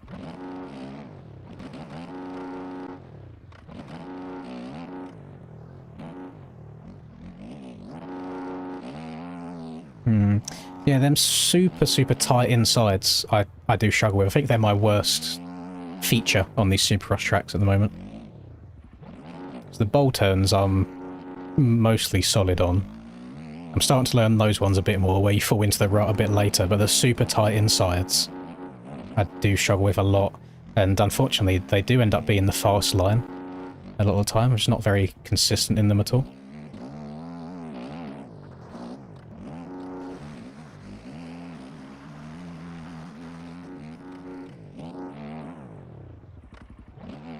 I know it's a weird thing to say, but when they do share, like, the same interests, so knowing that, like, Danny, for example, played Sim and raced on Sim at the same time as me, and him knowing who I am, it just adds a level of, like, you just kind of realise, yeah, they are just people, they are human, but they might be absolutely insane at what they do, but they are no different day to day than anybody else.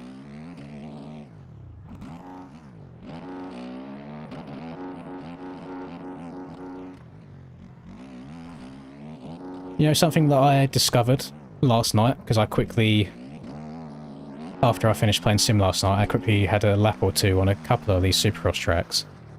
I think I've been leaning back too much in the whoops for my suspension. I actually think it's been hindering me. So I think I've been picking up the front wheel too much, and then the front wheel's been dropping down, and that's been causing me to get sketchy. I'm now finding that if I like lean back a good bit at the start, but then go to more of a central position, the bike seems to skim across the top of them a little bit better. And I need to experiment with that more, because I only do it when I think about it. If I'm not thinking about it, I just default to leaning back too much. But if I do the normal thing of like trying to soak up the first one and lean back, and then go more to the middle. Ah, see, I think I went to the middle too early that time. I think I need to lean back a little bit longer. No, I've been pro since. It's hard to quantify, because when I started playing the game, like the daily players was about 200 rather than the 4,000 that it is now. But I played the game for 2 weeks and I was already doing the pro races. So it's a combination of it being easier back then, but then also I do think that I pick up and learn games pretty quickly compared to most people. No, Lawson, I'm on a KTM 450 at the moment. Just got a model swap on it. Can I get a quick check-in from all of the people on Twitch? Are we still looking good? Is it still working fine? I know I've been asking a lot, but if I want to dual stream all the time, I want to make sure there's absolutely no issues at all. Not been any, like, freezes. I know that the quality will be a little bit lower than it is on YouTube, but that's just Twitch things. As long as there's been no actual, like, freezes in the stream itself, like dropping a bunch of frames, that's what I'm looking for. As long as the audio's all nice and synced together still. Oh, God.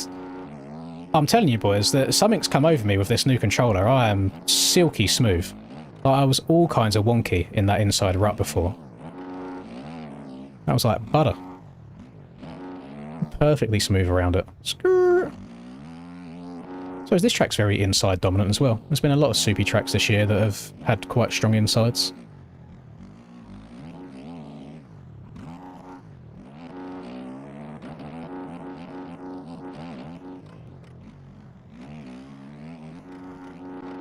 I mean, do you guys remember the round, like when we raced this round? And I was having like a midlife crisis, changing bikes constantly. And then I think I ended up on the Triumph and I was in 19th place, and then the servers got booted offline, so they gave me 19th place. Definitely feel like I'm playing better now than I was then.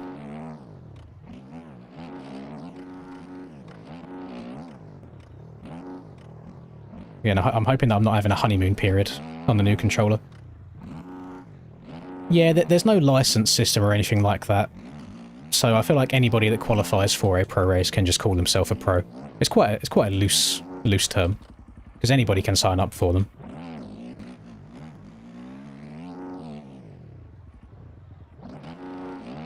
Gonna get coaching from Chase. I mean, Chase is the only person that I watch do the aerial races. So I do my EU race, and then a couple of hours later, I'll boot up Chase's stream and watch Chase do his POV of the NA races. I like watching him race because he's a bit more like me, where he'll try and focus on being like smooth and consistent. Obviously, he's still disgustingly quick, like way quicker than I can ever imagine him being. But he's not like the typical banging out hot lap after hot lap after hot lap. He's very precise and locked in and smooth. And a lot of time he does take alternative lines that I just didn't even consider would be viable. Next pro race is tomorrow night. It's a Supercross race. It's going to be at round 10 at Birmingham. And then the next one after that will be on a Monday, which will be the first round of the GPs, which is going to be at Switzerland. Tune into yours this week. I lurk on occasion, Brock, when Chase hasn't gone live. I lurk in Rex's a little bit now and then as well. I will say, one thing that I'm very, very guilty of is as soon as I hear one too many squeaky people in a Discord call, I close the stream. I can't do it. I'm too old for it. I've also got a thing where if I hear too many noises going on at the same time, it just stresses me out. It's why I don't have a lot of people in Discord calls, like, for my stream, because I know I wouldn't like it.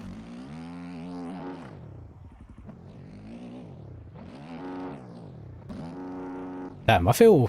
I wouldn't say locked in per se, because it's not fast, but I do feel so much smoother than I have done recently.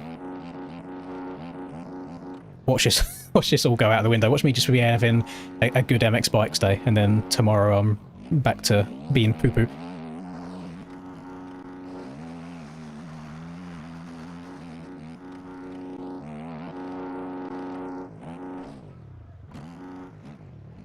Oh my god, look how smooth that was!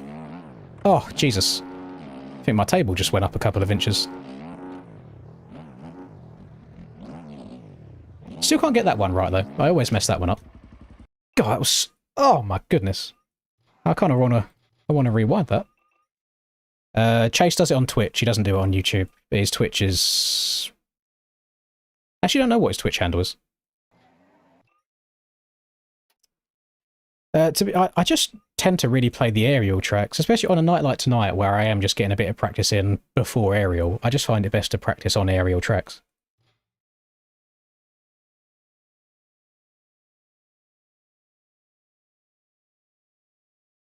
Oh, just entered that rut in the perfect angle to just follow it around smoothly. Downside that double nicely as well to then get the triple afterwards. Yeah, that was very, very nice. Very nice indeed. Thank you very much, Pablo. I see that play on words. Pab, love you. And then the Real Pathetic for the 2 follows on Twitch as well. Did I like Arlington? No, I didn't like Arlington. And I think that's probably why I should play it. Force myself to play the ones I struggled on.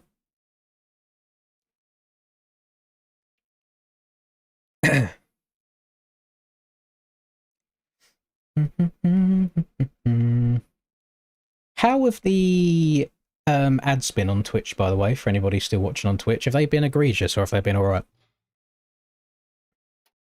Because I've just set it to, like, middle ground. There's, like, a slider for, like, as few as possible or as most as possible, and I just put it slap bang in the middle. It's probably something I'll have to experiment with a little bit as well.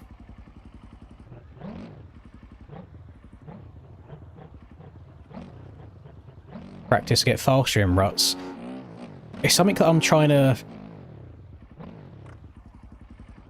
Have I ridden this track with a road in Tessin? Hang on, 1 second. Can you see that? To the left of my front fender? There's like a hole right here. Let me reset the track. It's what I'm trying to teach myself again right now, really. The only way you can get faster at ruts is building up a good muscle memory to know how much to lean to get the bike to do what you want it to do. So I'm always a big advocate of don't run before you can walk. So just start things off slowly and then just get quicker and quicker and quicker. Just don't try and set hot laps before you can actually just set consistent laps. What I'm trying to do right now is just make sure I'm starting at the very, very beginning of the rut and following it through, matching the curve of it perfectly till the end. Because I have a bad habit of entering the rut too late, and then I kind of slam into it and it upsets the bike. Adblock Demon? Crazy work from you, Ty. Thought we had a thing. Thought you were my Twitch guy. So that rut, that's a perfect time to show you, actually. Pathetic. This rut here, a lot of people, I think, would make the mistake of coming into this corner at kind of this angle here. And they'll end up slamming into the rut and upsetting the bike. But you'll see the rut itself actually comes out at like this angle. So I still, where I am right here, I'm actually still a little bit too far inside. I should realistically be coming in around here to match the angle of the rut before I get into it. Because the tighter inside you are, the more upset the bike's going to be when you eventually get into the rut. So you do a lot of turning before you even get to the rut itself. You see just there, so just as my front wheel hits this, notice how it yeets to the right and the back end slots itself round. You don't want that to happen. Whereas if I was entering the corner here, that wouldn't happen at all. Because every time the bike does that, and it kind of slots around like that really hard, you have a chance of the bike getting all kinds of wobbly. So you just have to make sure you start where it starts and end where it ends and just try and be really, really smooth. Do I see... Holy shit, hang on. I'm missing all kinds of things here. Mr. Guitar Hero 04. First of all, we followed. Then he dropped a sub. Then he dropped 10 gifted subs. And then he gifted another sub after that? Or is that the same notification as the one he'd done before? It just extended. Maybe it was a personal one. I don't know. Thank you very much, Mr. Guitar Hero. That brings back some good memories. I don't know what age I would have been, but I remember... we don't do it anymore, but I used to spend every Christmas day at my grandparents' house with my family and then my cousins, but like family as well. And I remember one year, me and my cousin both got Guitar Hero, and we disappeared upstairs for hours on end, playing it on like my grandparents' really old TV. And I remember the first song that we played on the Guitar Hero was Smoke on the Water. Oh, what a banger. And there's been many times, actually, over the last couple of years, I've been tempted to get it, like, into Guitar Hero again, because I know you can get, like, a whole bunch of custom songs on PC, but looking at the... You have to get, like, a Wii controller, don't you? Like, a Wii Guitar Hero controller to work on the PC. And they're pretty damn expensive. They're pretty expensive, which always turned me off. I might have to get into it again. It might be something that I just play for a couple of hours and never touch again, but I feel like it would be very fun nostalgia.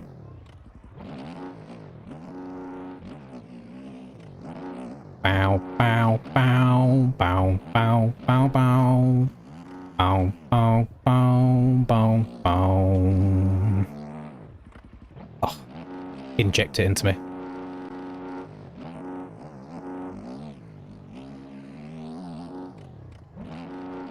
You can use your keyboard. Ah, it doesn't hit the same though, does it? Doesn't hit the same. You got to use an actual guitar. You know, when I say actual guitar, you know what I mean. You got to use a guitar remote. One thing I could never do, and I have the utmost respect for people that are actually good at it, is I could never go onto hard difficulty where you had to use all 5 buttons. Like you had to use the orange one. I just didn't have enough like finger movement. I could go up to blue maximum. I could use 4, but never 5.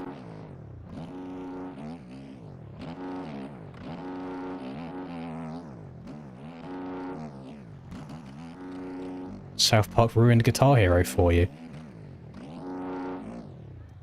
I'm guessing they've got a very specific Guitar Hero episode. I've not watched every South Park.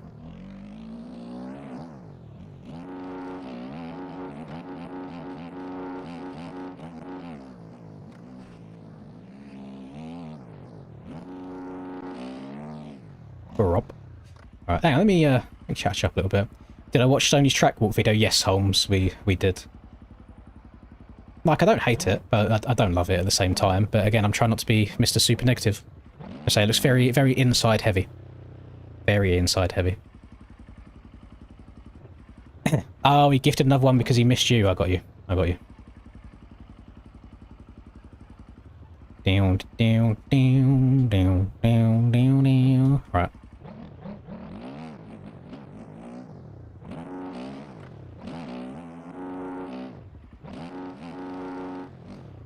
The devil went down to Georgia, he was looking for a soul to steal. He was in a bind, and he was way behind, and he was willing to make a deal. Pretty sure that's been on one of the Guitar Heroes as well, hasn't it? Old Jack Daniels band. It's not Jack Daniels, is it? Something Daniels. Got alcohol on my brain. What Daniels is it? It's not Charles. Is it Charles? It's not Jack. Is it Charles? No, not the Jack Black version.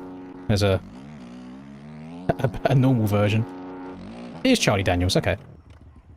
Put it on my second attempt.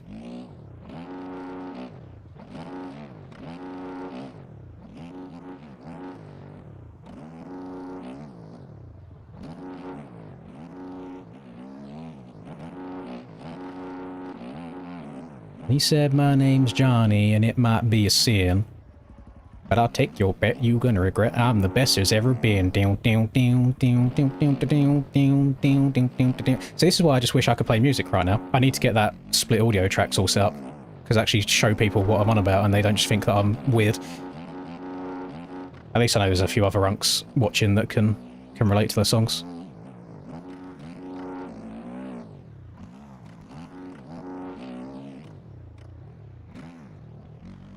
I don't know why I did it to myself, but 2 nights ago, it was 3 AM, and I feel like 3 AM is only good for 2 things. You either get a sudden wave of motivation and you say, right, I'm going to get up tomorrow, I'm going to eat clean, I'm going to exercise, this, that and the other, or it's for sad boy hours where you want to get in your feels. And for some reason, I decided to load up Frank Sinatra's My Way. And the song that played at my nan's funeral was a rendition of My Way, because it is the last song that her and my granddad ever danced to together. So as soon as I heard, I don't know why I listened to it, as soon as I did, it got me right in the feels again. But my god, what a song.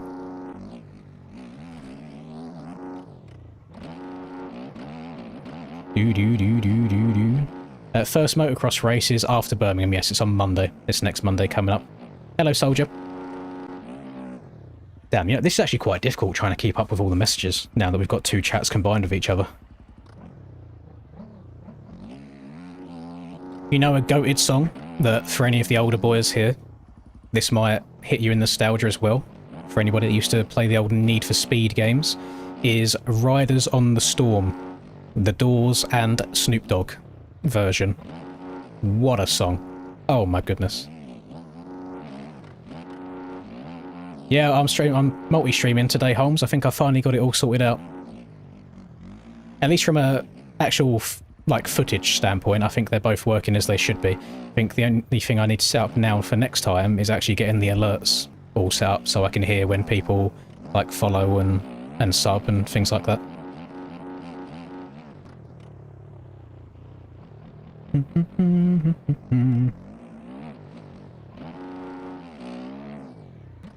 But thank you to, I've just seen Holmes has just followed me on there, and Soldier as well. Thank you, gamers, I appreciate it. Like, Twitch is never going to be absolutely insane for MX Bikes, it just hasn't got that base community. It's not like if you want to, like, play a bunch of Minecraft, for example, and there's thousands and thousands of thousands of people that watch Minecraft streams that could find your channel. It's not like that for bikes, there's not much discoverability. But I know there's people that prefer using Twitch as their live streaming platform, so we'll provide it for them as well.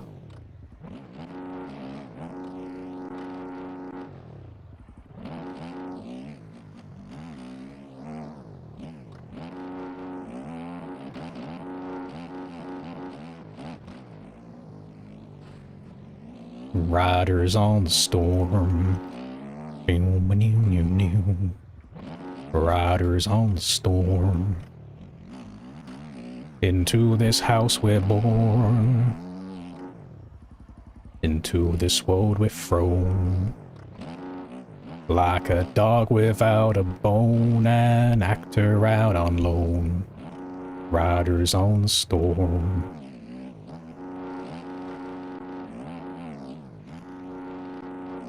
Oh, gamers, I'm moving. Yeah, if I had music in my ears right now, we'd be absolutely loving life. We're barking around the course, playing some bangers. Just zooming around the course. Yo, yeet. Oh, this isn't going to go well. Oh, pick the front wheel up before the whips. Hold it. Hold it. Nope, dead. Rest in peace.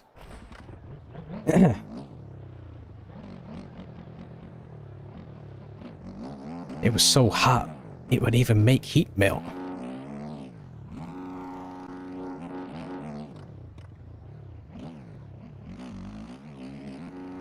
All over this, all over that, with the Lizard King bumping in the back. How about that? Drifting, shifting.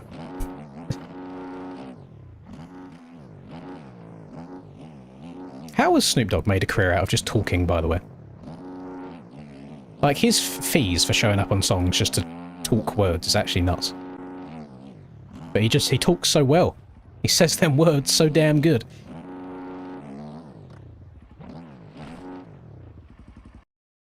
If you give this man a ride, sweet families will die.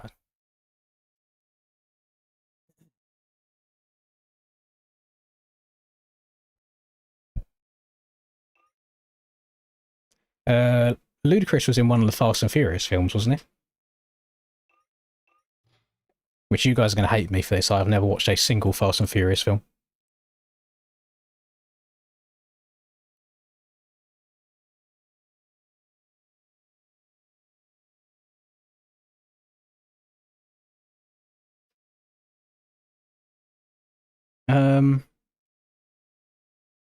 Yeah, this was last week's track, wasn't it? We'll do this one as well.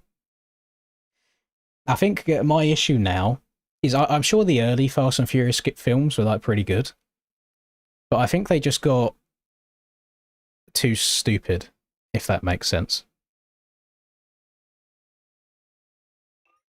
Like too outrageous, too out there. And now I think it's got to the point where I don't think I'd be able to watch one without like just laughing as soon as someone says the word family. And Vin Diesel's on my screen.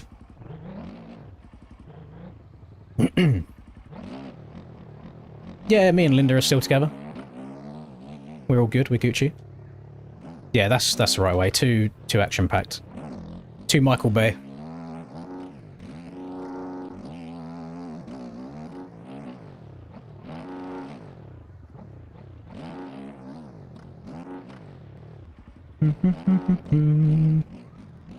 Yeah, I apologise if he was trying to shoot your shot. I'm still taken.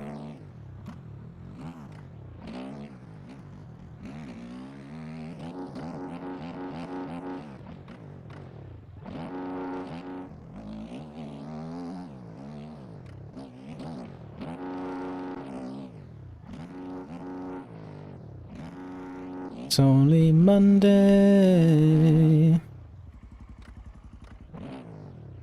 Oh. See, that makes me question my suspension when my back end's yeeting like that into a corner.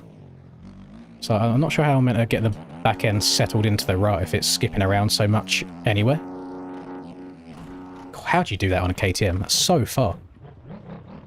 Oh, I wish you the best of luck, Ethan. I'll be honest, I'm shitting myself for whenever the occasion arises. I got no idea when, how. Haven't even looked at a ring. No idea what kind of ring she'd want. So many questions. Too much that can go wrong.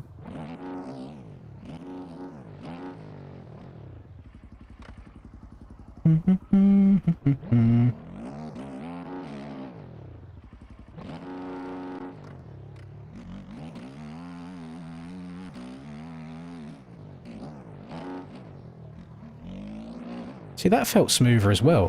Remember on race day for this track, I was wadding myself all over the place trying to get into that inside.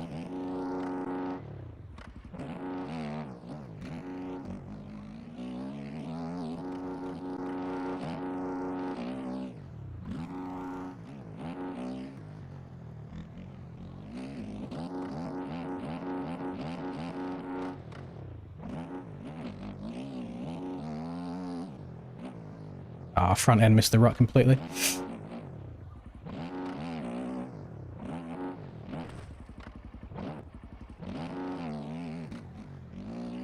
Oh, there's no doubt in my mind that she would never say no. But you still want to make it as nice of an occasion as it can be. Like a memorable moment. It hasn't got to be like a massive thing. Like she obviously she wouldn't want anything that's like out in a public space. You know how you see like people proposing in Disney World and shit like that? That'd be our worst nightmare. She'd hate that. But if like we was out on a walk or something like that and like you're by a lake and it's like pretty, for example, like she'd like that kind of thing, but it's still about the right moment.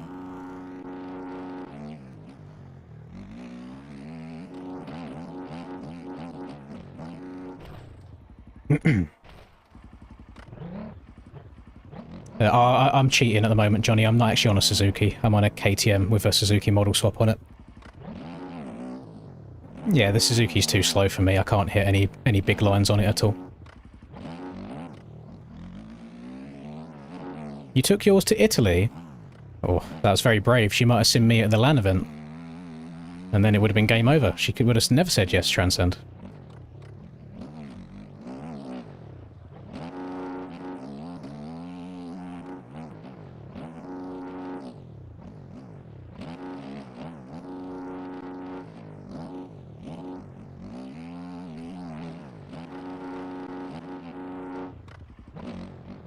Yeah, I think you can tell I don't think before I speak sometimes, Ethan.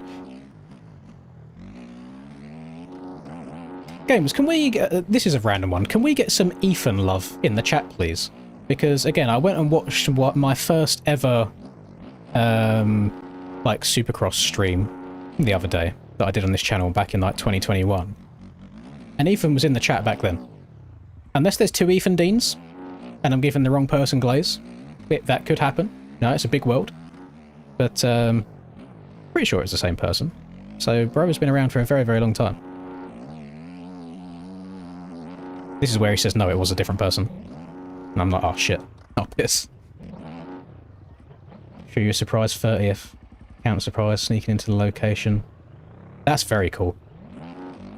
That's very cool, Vash.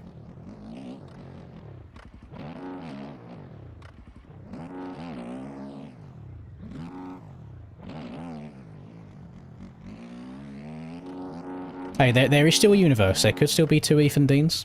I know there's like 17 Aidens. I know that's just first name only, but there is a lot of Aidens in Bikes and Sim for some reason.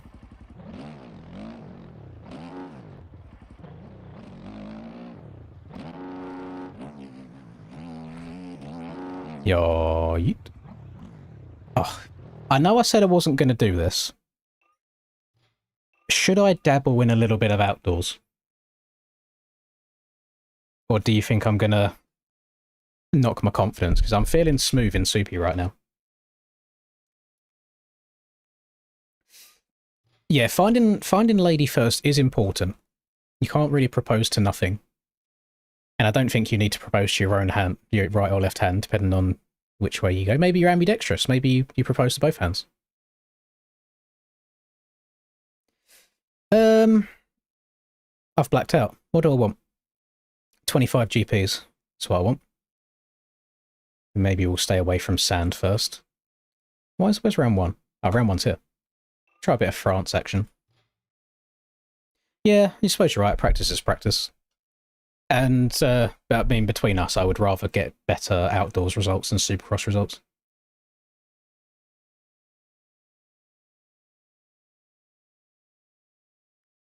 I kind of want to get back to shades of my former self there, even when it comes to, like, the consistency.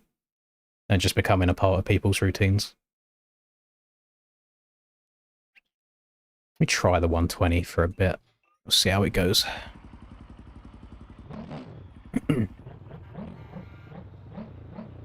This is, you are witnessing my first GP practice right now, gamers. Let's lock in.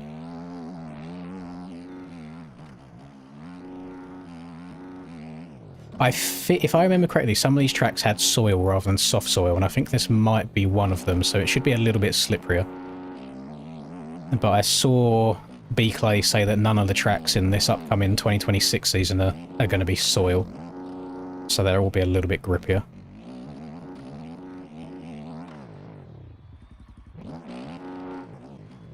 Holy braking bump. Yeah, this is where I might need to experiment with a few different setups. I don't even know if there is anything that would be super plush over braking bumps that are this deep.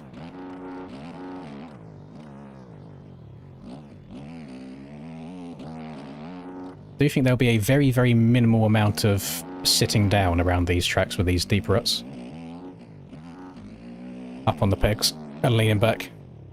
I'm on a KTM 450 at the moment, Ruben.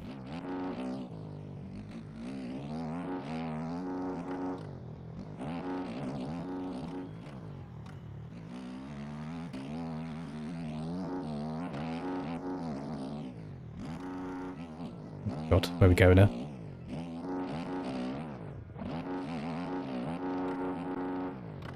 Oh, perfect. We'll take that. B-Clay said he's building the roughness and stuff like that, at least on the tracks that aren't the sand tracks. so you can try and like jump your way through them. You're not just kind of face pounding them. So I think you're gonna have to be a little bit techie, a little bit precise. Try and be light on the bike. I mean, the 120 feels pretty straightforward. I just don't know if I'm losing a whole bunch of time on the straights, like the back wheels bogging me down slightly from having more traction or more friction.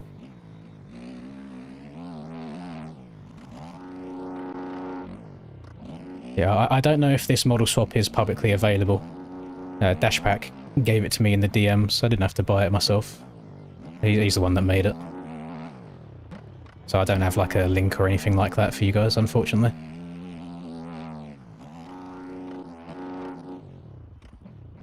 Outdoors is so much less stressful. It don't matter what speed you go, as long as you just get around the track, it's an enjoyable experience. Whereas on Supercross, you can't go whatever speed you want, because then you'll just be doubling your way around the track.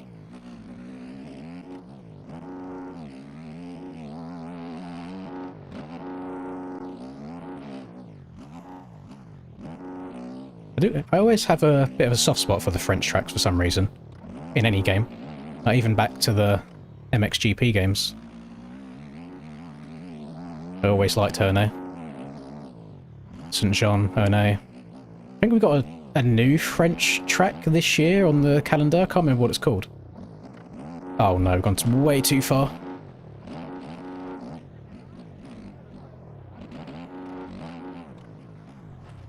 Oh.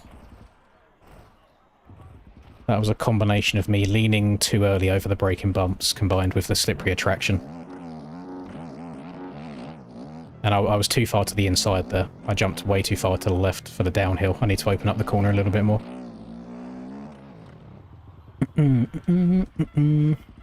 Thank you, Reed. You're witnessing my first laps. And you can you even read this up here?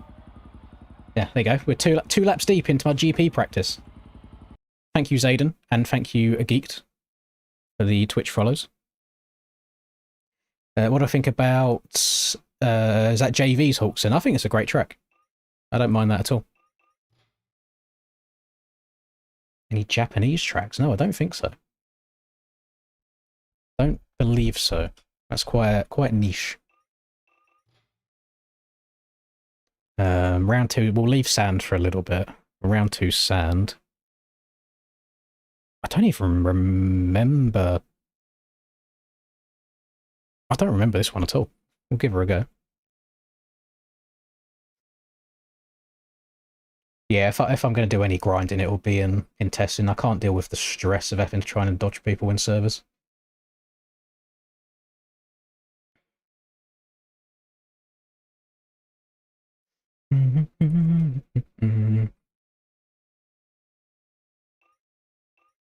I can also just turn collisions off, you know. That's probably the best way of going about it.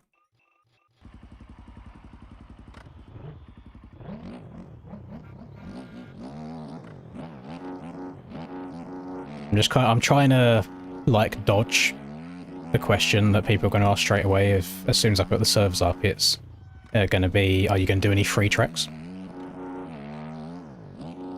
Second corner, or this one here. That's alright, you just got to be patient with it, take your time. Be smooth. Slow in, fast out. Oh my goodness, okay. That was difficult. Handlebars hit the ground straight away.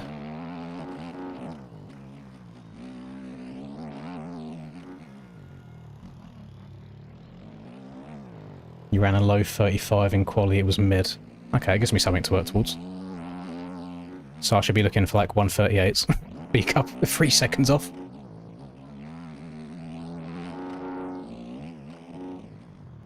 Oh, bit difficult trying to get the bike turned to the left there whilst you're going uphill. What are you on for outdoors, Reed? Are you rocking the Yami or are you on the KTM?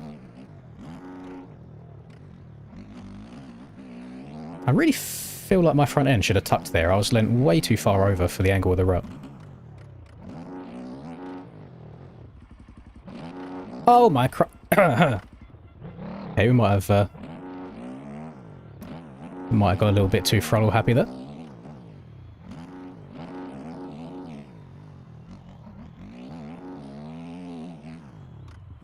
I think Chase is a big KTM enjoyer, so I think he'll be using that regardless. Because I asked him if he had any, like, goated KTM set up already for outdoors. And he said the one he's using is one that I've already got, but I just don't vibe with it too much. So not sure what to do on the suspension side of things. So I've got a random one in here called MX, and I'm using that. And see if it hinders me too much.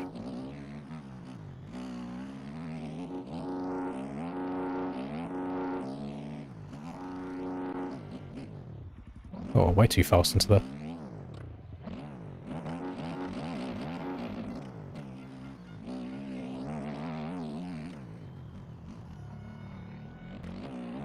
So nice you don't get with the wonky front-end physics going up hills anymore. That was a very stressful time.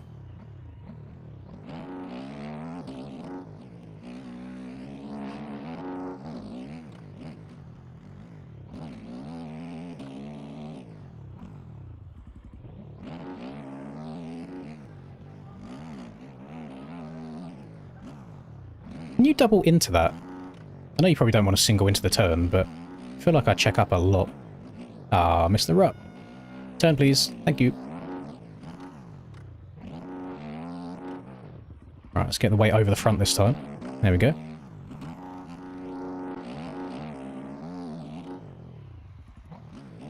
Uh-oh. I'm liking... Well, it's messing me up a lot right now, but I'm liking the amount of chop that's on some of these tracks. They are still very fast. Like, I think once you learn where to go and get around the chop, you'll be fine. But they do a good job of not letting you get the bike too settled.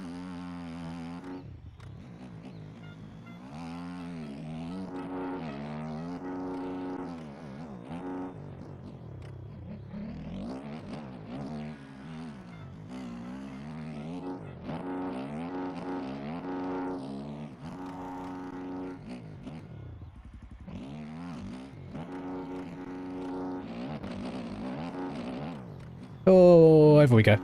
Over we go. Hold it. Nope. Why is there no league pack with all the models on one set of physics? That is a great question, Ethan. One that I do not have the answer for. It's something I proposed quite a long time ago. It's just have a league bike. I just don't think it's what the OEM team want to do. And in their defense, they do already have something like 57 bikes to kind of do updates to and tweaks to at a time.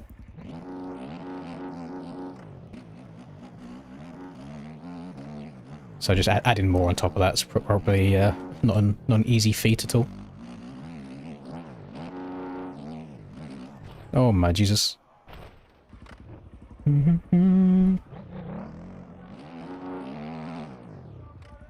I believe that at that MX Bikes LAN event a couple years ago, the guys that finished like 9th and 10th won trips to watch one of the GPs here, IRL.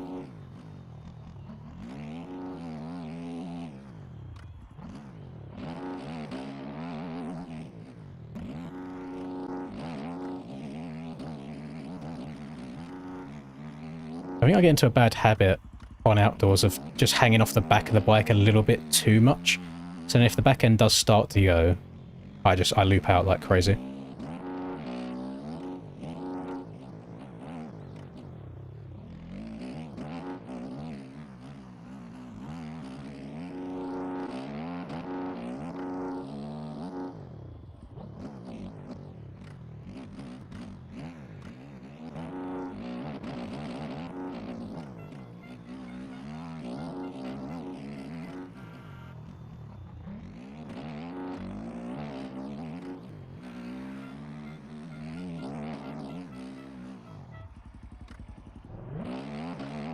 Yeah, it's not been particularly clean so far. Oh.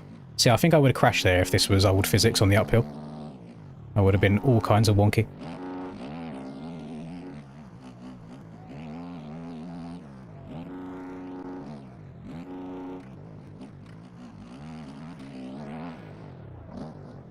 No! Got the wrong side of that bump again.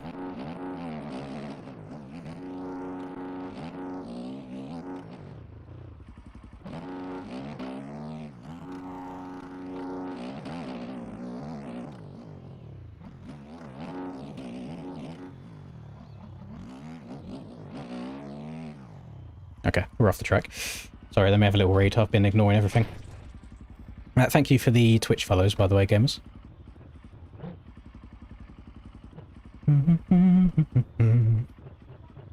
This is old one. No, none of the new GP tracks have come out yet. This is last year's. What I think Cam is so good at? I don't know, he's just faster. He's just better. I think he's just disgustingly fast to the point where he can get away with crashing a bunch and it doesn't matter. Because he's quick enough to gain that time back.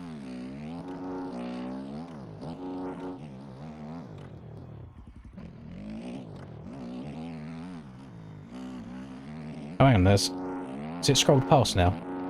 It has. There was a message by J-Rob and he asked a question and it scrolled past.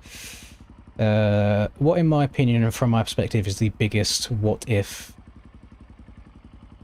Is the biggest what if in MXGP or AMA MX SX rider team brand?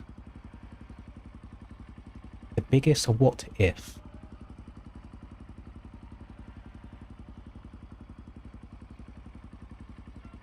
Talk to me like I'm a retard, Joe. I need that breaking down a little bit more.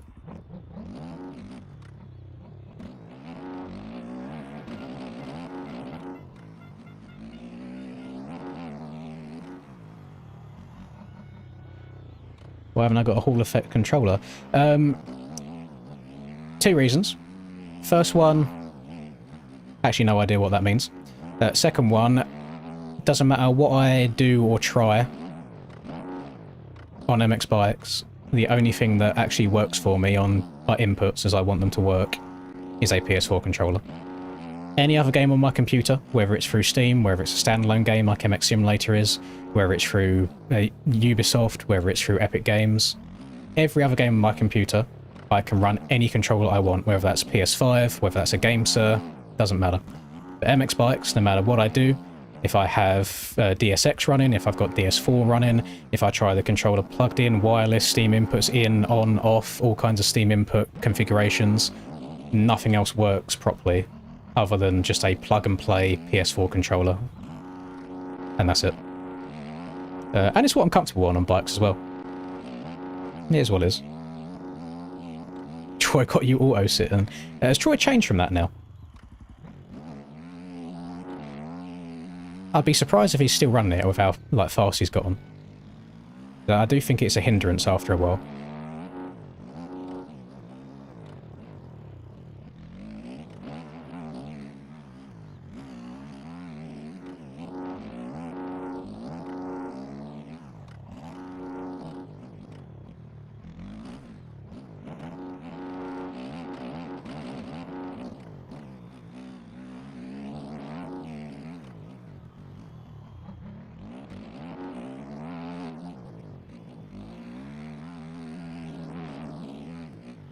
I've got to be very, very delicate with how I get the bike leant over into these corners with the chop.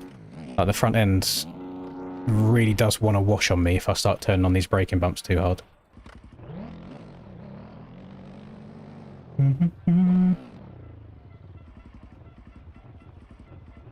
Skirt.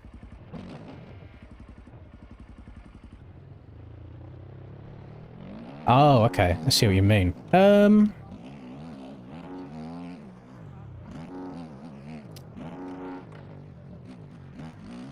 What if Cincerulo never had the arm problems? There you go. There's my what if.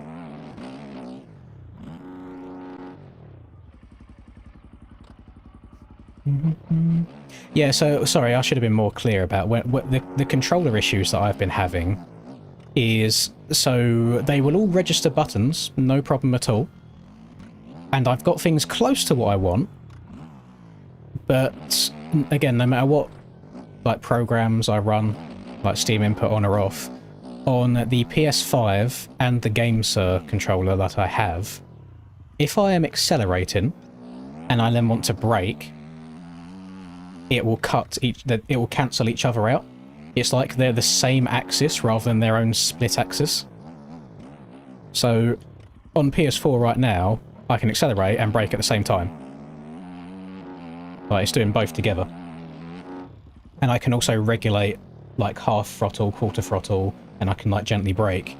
For whatever reason, any other controller, doesn't matter how I get things set up and configured, they will be registering as digital inputs rather than analog, so they're either on or off, and they will also cancel each other out. And I cannot. I spent hours and hours on this, doing all kinds of research, asking other people that use those controllers on game already, copying their settings like for like. Cannot get it to work.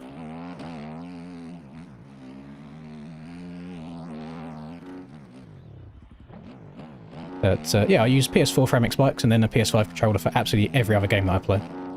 Call of Duty, MX Sim, don't matter. Everything else I use PS5 controller for.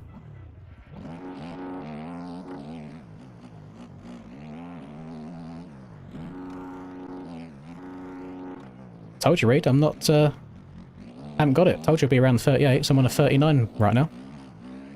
No idea if I've done a lap without crashing at all. That's where we're sitting.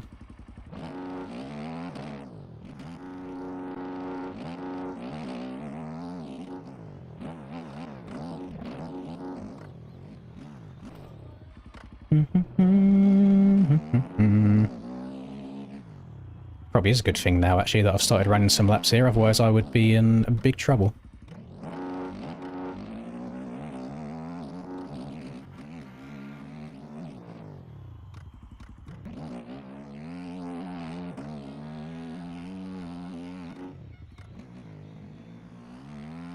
Yeah, I could scumbag the system, couldn't I? I could just change the controller overlay to be a PS5 controller. Then I think people would be like, why did you switch to a PS5? And I'd be like, oh, I've got to explain now I haven't. I've just updated the overlay.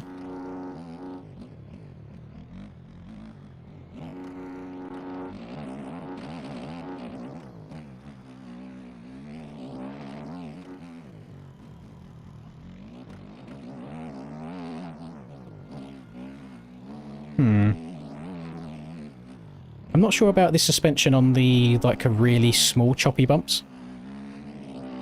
I think it's good on the bigger ones. Soaks up the bigger ones alright, but the really small choppy ones, it's not ideal at. But I don't know if you can make a suspension that's really good on both of those things together. You have to pick your poison.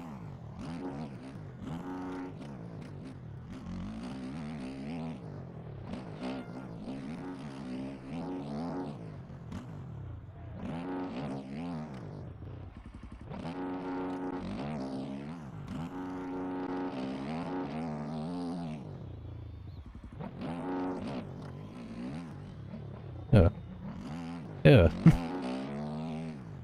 Uphill off cambers. Not nice. Yo, yeet. Rest in peace.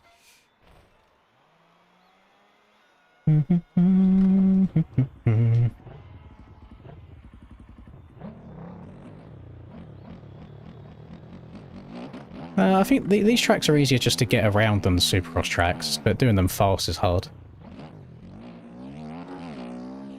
So I haven't done a single lap without crashing yet, because I'm trying to go at a decent speed.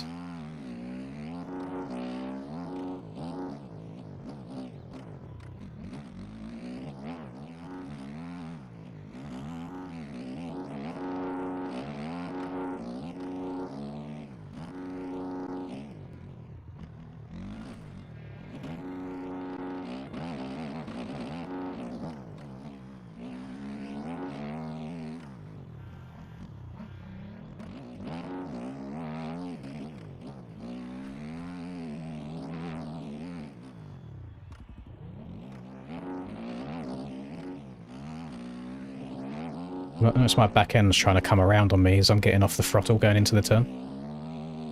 I think I have to give it just a tiny bit at all times, even if it is like a tenth of throttle input to keep it tracking.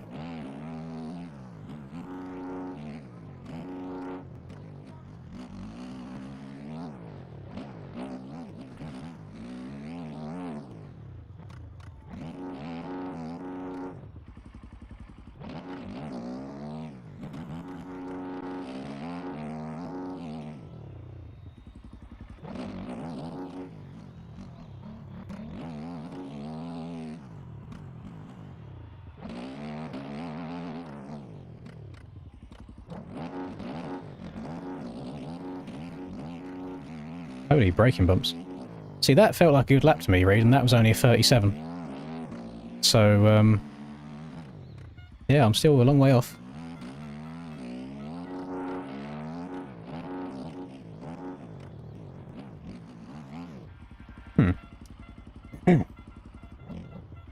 No, I do think the people that buy $300 or so, like, scuff controllers is a little bit excessive. I don't think that'll be the secret to somebody winning or losing.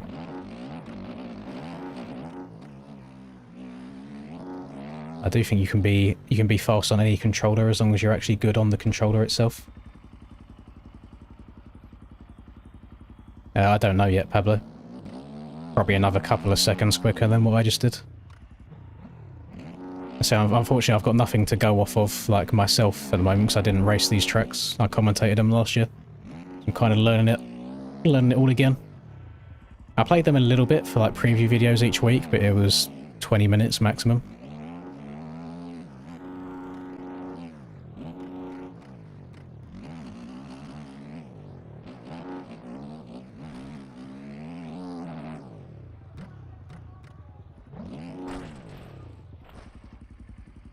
Yeah, you can get away with that, I reckon. Hop on the KX. No. You may as well slap some 2x4s in the suspension of that KX. That thing does not like braking bumps at all. 10th in EU quali. Yeah, it's not great, is it? Because I think the competition's got better since last year as well, so that'll probably be like 20th. Let me... what other setups do I have? All the SPX stuff is Supercross. MX, I'm guessing, is what I was running last year. I've got a KTM MX. How does that differ from MX? I mean, there's a few clicker differences. We'll give her a go. No, I won't be able to do the preview laps this year because I'm doing the actual races themselves, so I wouldn't be getting the track early. That would be very unfair. Hang on. The gearing on this is very, very short. Holy. Let's switch that up. 1627 I need. 1724. 2227. There we go. We'll go again.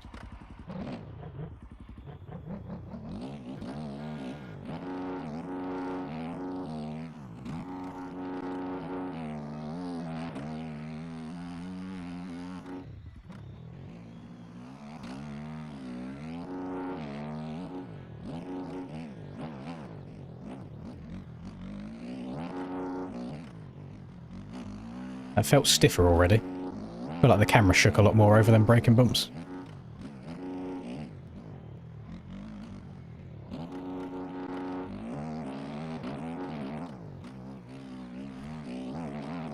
Stiffer equals less traction though, doesn't it? Back end's not going to squat as much, it's going to be skipping around.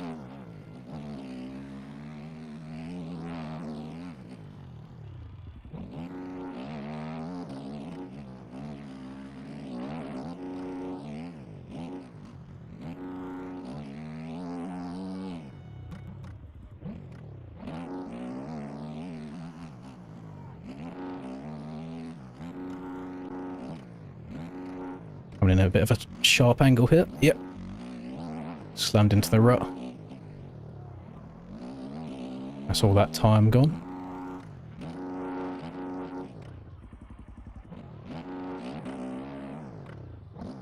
Came out of 35.1. That's a decent marker to go for, but then again he has done that after just 30 minutes and I think I've already gone past that.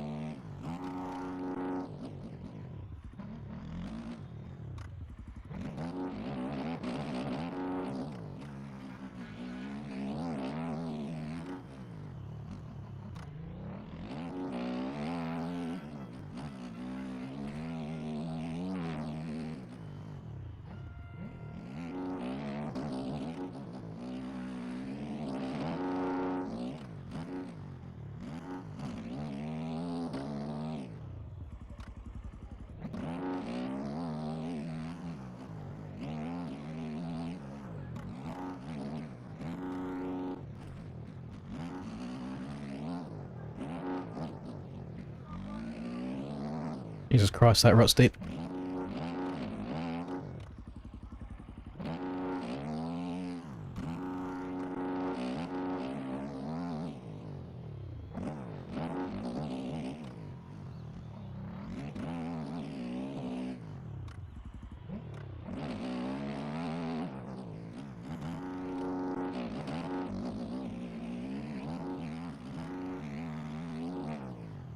be honest, couldn't tell you where to gain over an entire second.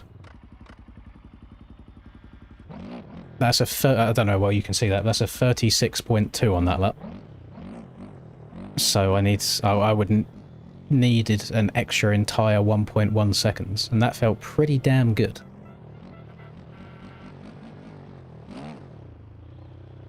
The HUD is called MXB MRP3. It's on MXB mods.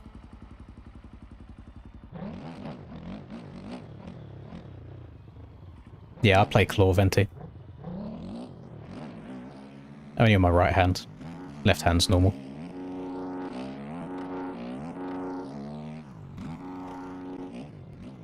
Maybe I have 6 fingers. Who knows?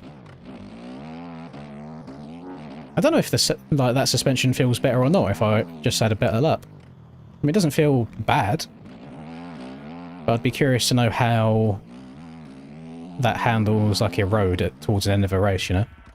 Because it feels like the back end is dancing around a lot, like visually it feels like the camera's shaking, but it seemed to be tracking okay.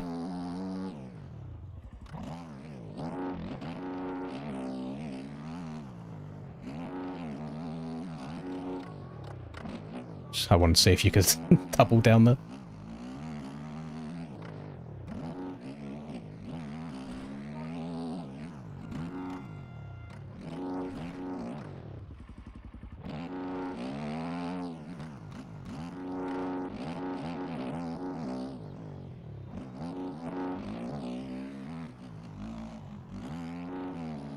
Outside ain't bad at all.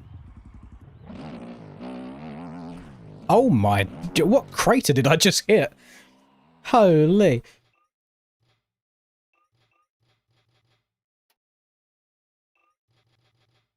That's scary. Unless there was a very obvious, like, deep bump that I didn't see too well. Oh, that'll do it. Oh, that's... There is no more travel left in that, holy... Oh, she is flat. She's hella bottomed out. Not good. Okay, so the KTM MX is also an option. Let's try a different track. Hello, Cheeseburger. Welcome back again. Again, anybody watching over on the Twitch side of things, I appreciate it. Thank you for watching as well. I haven't seen a Twitch message in a very long time, so it might have died off, but we had a decent amount of people in there earlier. I want to test something real quick. And I'm going to expose the man. I want to see if I can do this without, like, leaking any content. If I click on Cheeseburger, I go to Channel Activity. He does it on purpose now, but it is funny. Yeah, if I bring this over... Actually, I can pop this out, I think. Oh no, I don't think I can pop this out. I'll do it like this, actually. This would be a better way of doing it. So I can see a user's chat history. So if I go on Cheeseburger's history, first of all, you're not a member right now, Cheeseburger. What are you doing? Secondly, today, whip out and flop it on the table. Yesterday, go away, malware bites.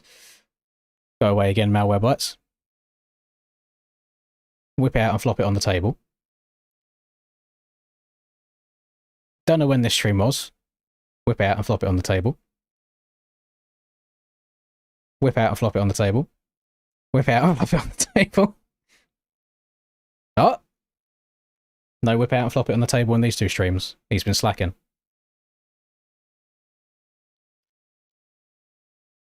Whoa! Whoa, what's going on here? Jesus.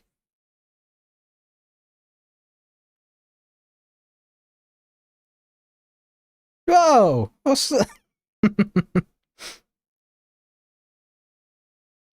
There we go. Show us your grease lizard.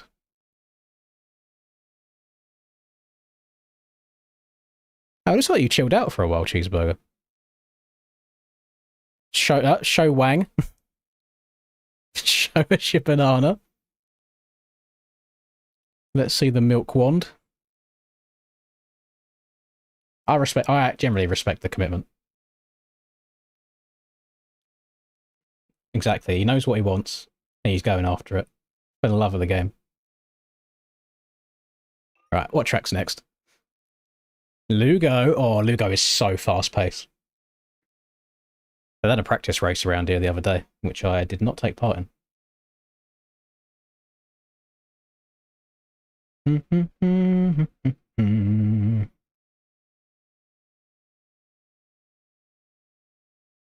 Just boys being boys.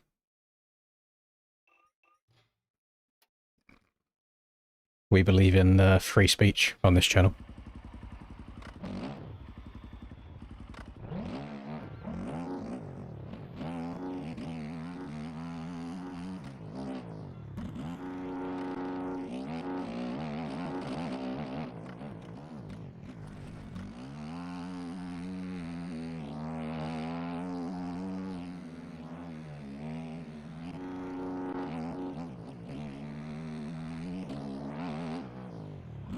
I mean, that back end does not feel bad at all. See how it handles some of the faster braking bumps. Oh, I need to be way over to the left here. Oh, I think my foot peg hit the rut next to me.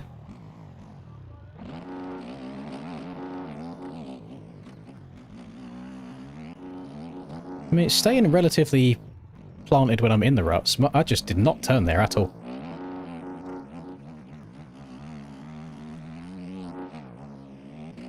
I think it's got to have a different geometry to the one that I was running, because the actual handling itself does feel different.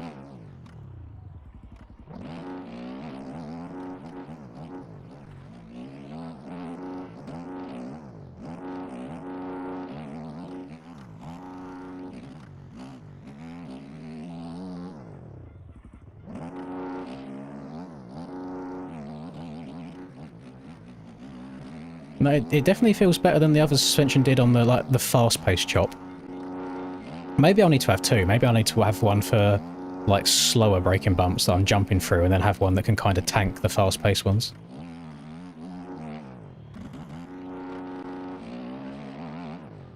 And no, I've got no tracks in the process at the moment. No, my creative talent soon ran dry.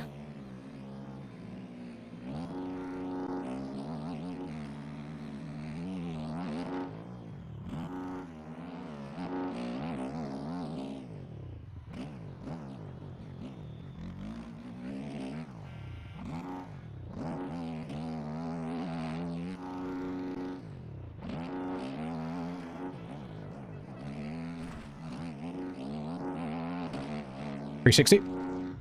Clear. Oh, we've gone way too long. Oh, it's good.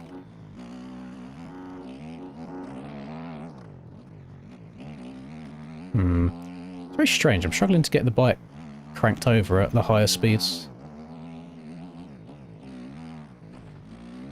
We'll take whatever rut we fall into. 360 again.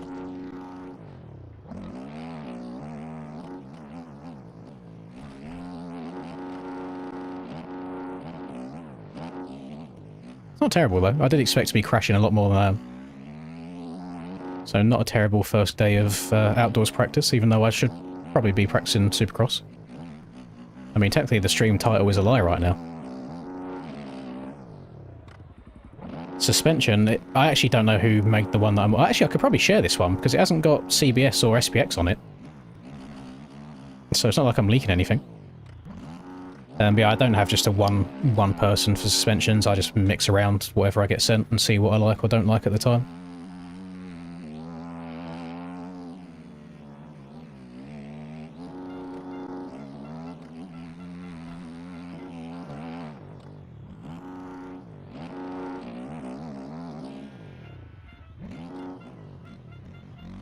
Feels alright. Feels nice. It feels like the point where it could be predictable. So I think if I wanted to kind of chill and just ride smooth, consistent laps, rather than going full send, I think I could do it on this.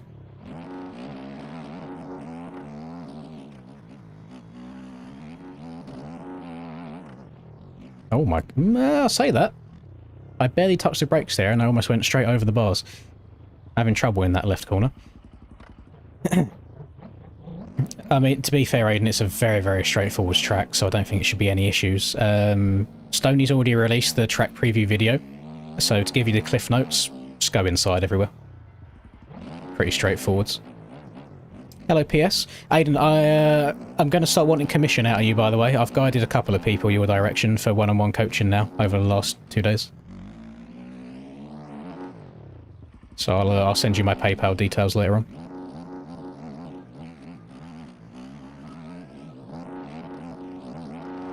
Yo, yeet.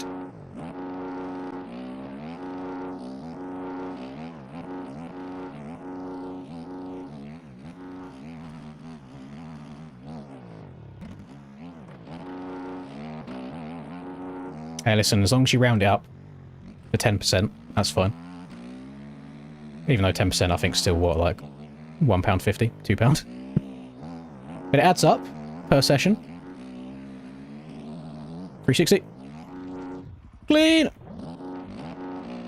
Oh, I don't think I'm going to go for this double now. Oof.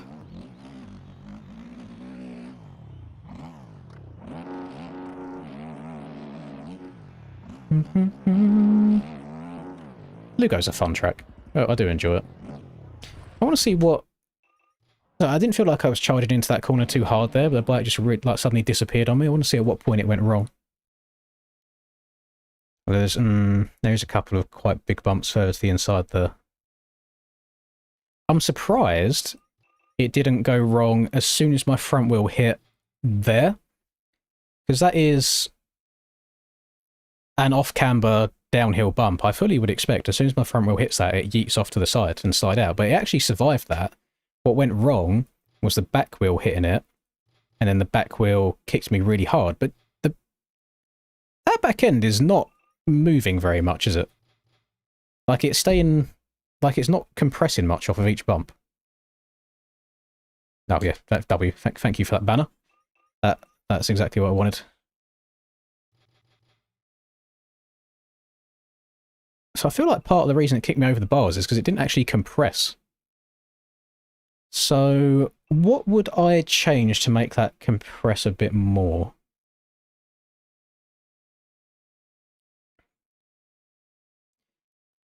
Affects how quickly the suspension compresses on hard landings. I don't even know if I would consider that a hard landing. I mean, these are quite high.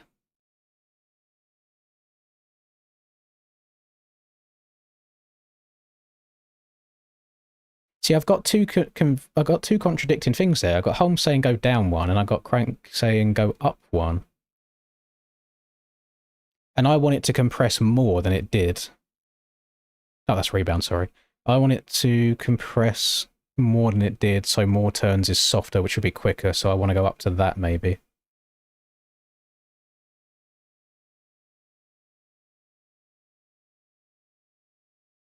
I'll just do one click for now. I'll overwrite it. We don't need any baselines. One click on both of them. It's been a very, very long time since I've been bothering to go into replay and after a crash and seeing what's gone wrong and actually tweak suspension because of it. Usually I just ride what I've got and just be like, yeah, it's good enough.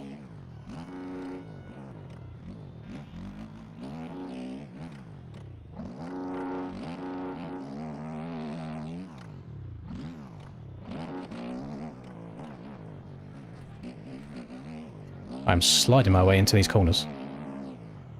Hello, Rux.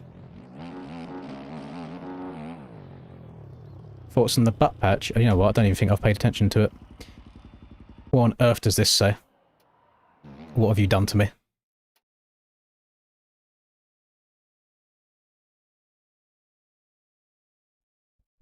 Mods, can we ban Aiden in the chat, please, for 5 minutes? I respect it. It's true. Very spitting facts. You horrible man.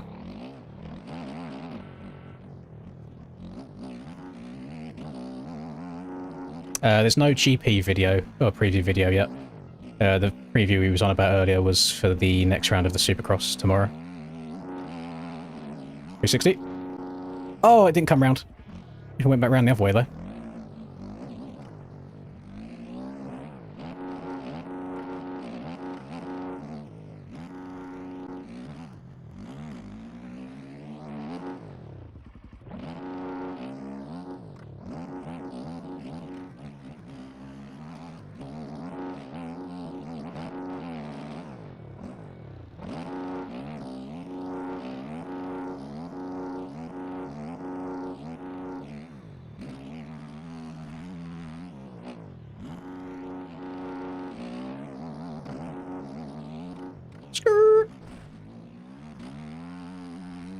There's loads of jets going over your house. Get under a desk. Or get under a door frame.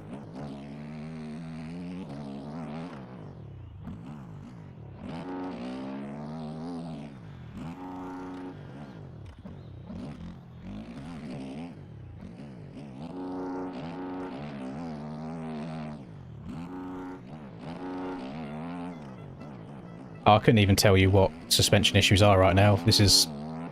How long have I been doing GP testing? Like an hour, if that. That's the first time I just went and had a look at a crash afterwards and I saw the suspension wasn't really moving.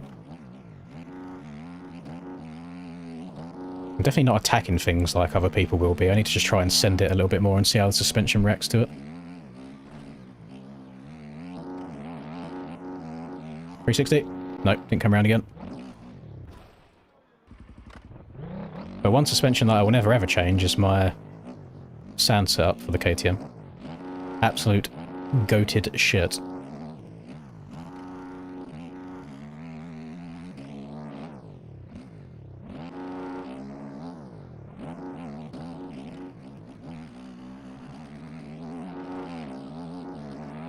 Oh, I clipped the bell.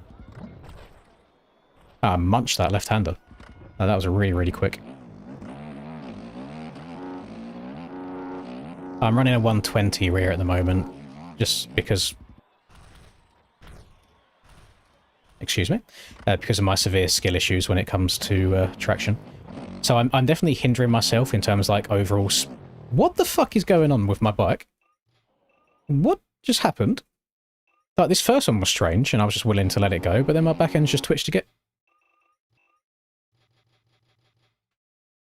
That's fine, I think that's just slid out, where I'm on the slight off-camber there. And what's just happened as I've got going again?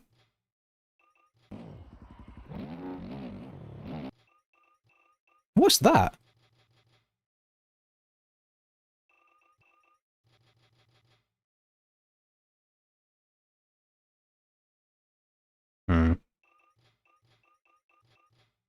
Yeah, let me mess around with 110 then, because I know the 120 is going to be more grabby.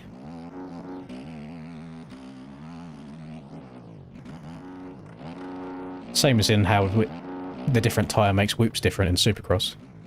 But then like, I've really struggled with just not sliding everywhere, going onto flat corners like this. And then I'm sliding a bunch all the way through here as well. So I don't know if the 120 ends up being a net positive for me.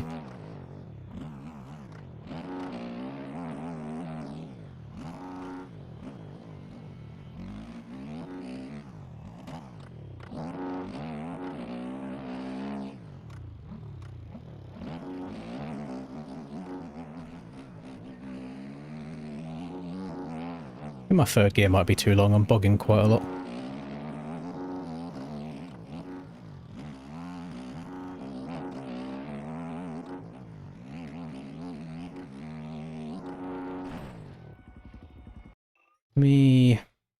Hello, Randy.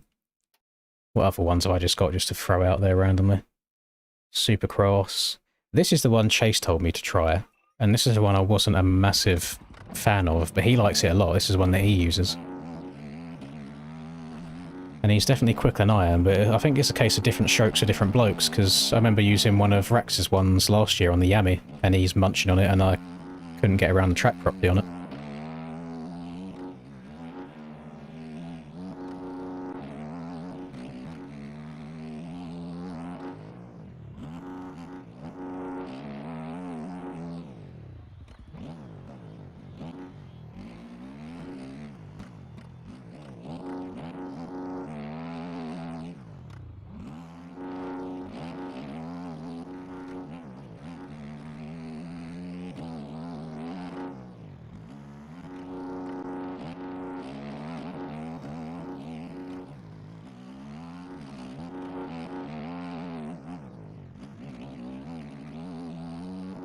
don't remember it being so hard to get the bike turned over in them two left-handers. I think I'm just having a big old skill issue. I really don't want to go down the dangerous road of messing around with leaning settings.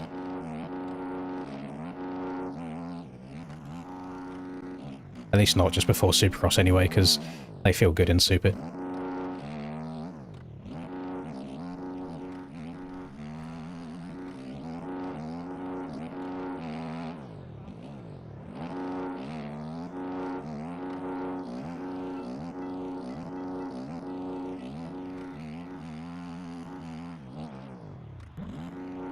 Nice.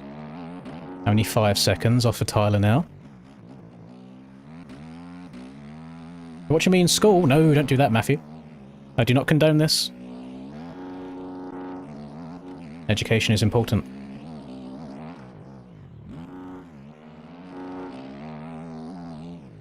Yeah, Zayden. That's always the case. Whatever the format is for you right now, this is how it will be for outdoors as well. Same. So did Tyler actually let off the throttle at all during his lap around it?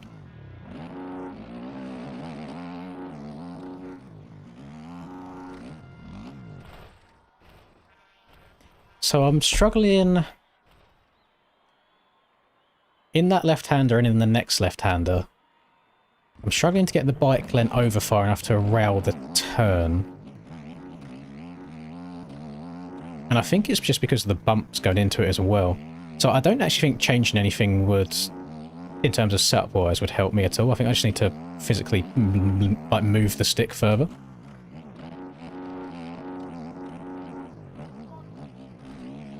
Because the ones without bumps into them, absolutely fine. Yeah, I don't think I need to mess with anything there, it's just me. That was also strange. Right, let's try... So what? That's DDC MX Chase Edition V6. So let's try that on a different one.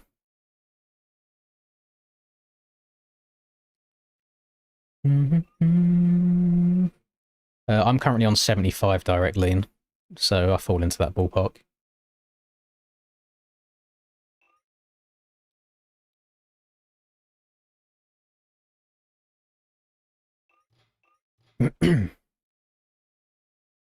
Lower the oil. See, those are things I never mess with, so it's probably worth me doing.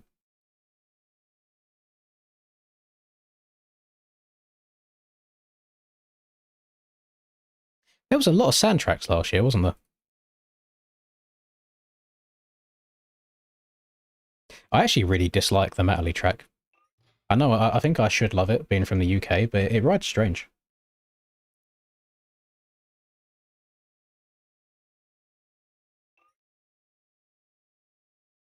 MXB Illustrator is pushing out a suspension test with a bunch of different skilled riders. They're doing a write-up on, like, how different suspension feels or works. I'm just weird with suspension. I just think it all depends on what skill level you're at as well. Like, what works for one person doesn't necessarily work for somebody else. So if you can get something catered for you, it's great. But that's hard to do.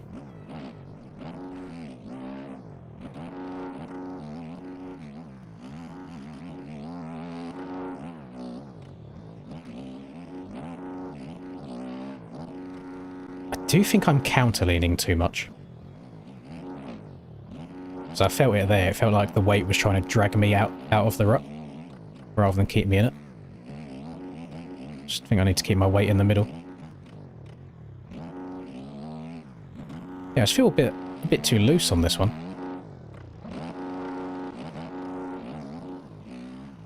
Let me try that KTM MX one, because I did have a good lap on the Italy track on that.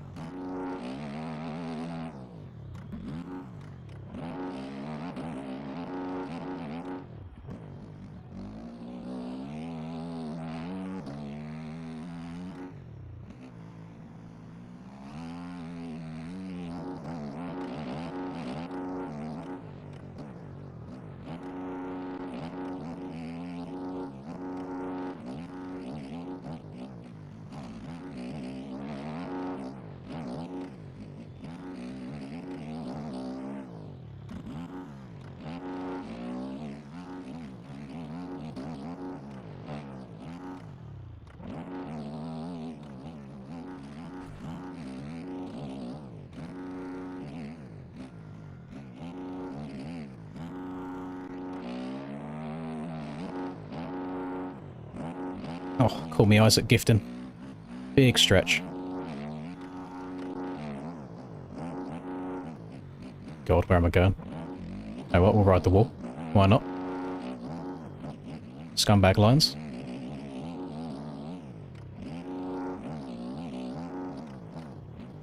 Oh, way too fast in here.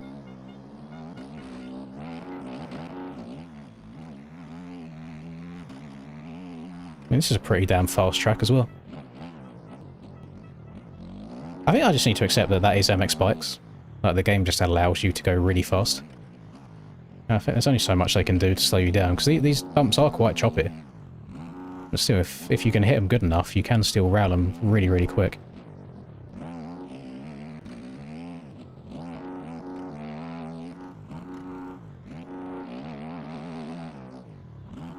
This track is last year's GP of Great Britain.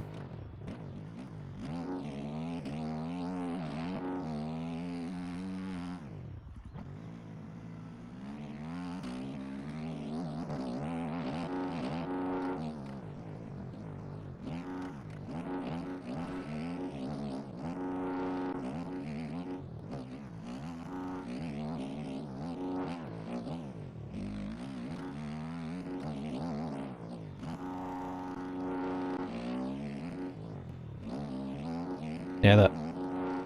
I don't know why I'm doing it. It's purely habit. I am counter-leaning all the way here. The opposite way. So like here you can see my body's leaning to the left, when I should just be central. So because I'm leaning to the left, it's trying to stand the bike upright, which is why I'm not getting slotted into the corner properly. I'm still doing it here, still doing it here, still doing it here, where I need to not be doing that anymore. But it's like, it's really difficult just to get that out of your mind to play differently.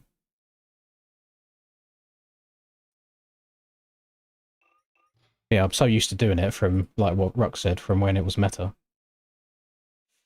You sending me setups?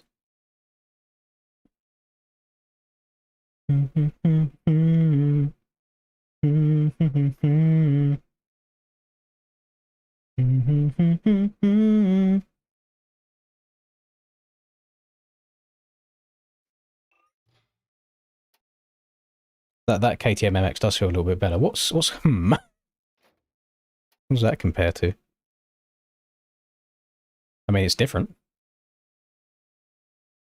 That's a very high rebound. This looks quite supercrossy to me.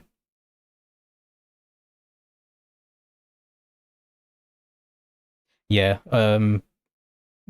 any track really where you've got quite deep ruts, Chancellor, you don't really want to be countering much at all. And a lot of time it just feels like it pulls the bike in the wrong direction. I only went down to a 36.2 read. And it felt like a good lap. How do I Oh, never mind, there's 3 dots. Right. Let's download that. Downloads. Copy. Verboso. MX bikes. Profiles. Lins. Setups. Common. MX1. Where's the KTM? Wait, are we still on the 2023 KTM?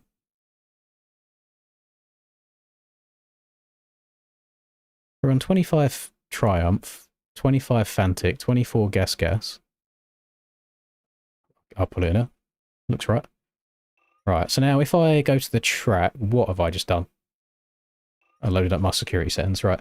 So if I now go to the track, come back again, it should be in here, shouldn't it? It is in here. Oh, actually, before I do that, in case Rux does not want me to leak the good. I'm going to try the 110 rear tyre, but there's a high chance I go to the 120. Hello, Murder. I feel okay for tomorrow. Like, I feel smoother than usual at the moment. I'm not necessarily fast, but I feel like I could be a bit more consistent than I have been. So I changed my view settings a little bit recently, So my whole settings is 115 FOV. I'm now running, I think it's something like 3 tilt and 31 pitch.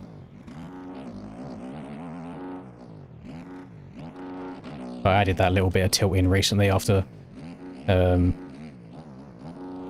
playing Sim for some reason, and I was struggling, but I didn't want to change my settings, so I added a bit of tilt, and it's kind of helped me follow the ruts a little bit better. After 5 years of playing with 0 tilt. It's like the most tiny amount that I don't even notice it anymore.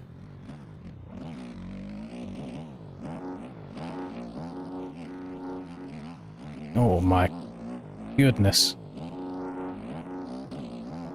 See, I don't know if that little sketchiness like there is something that I can fix just by a suspension, or if these tracks are just genuinely that rough and you need to be fully locked in and that perfect.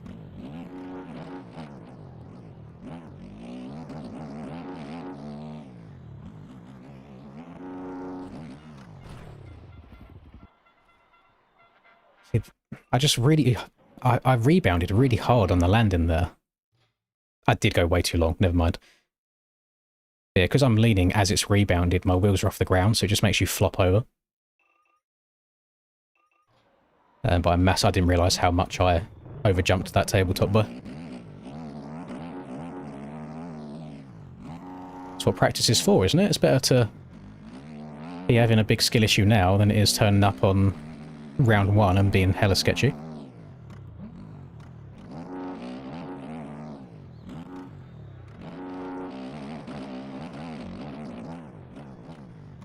Oh my god. I don't think my brakes did anything. It's bouncy either way. See, I think I thrive on a suspension that's more plush.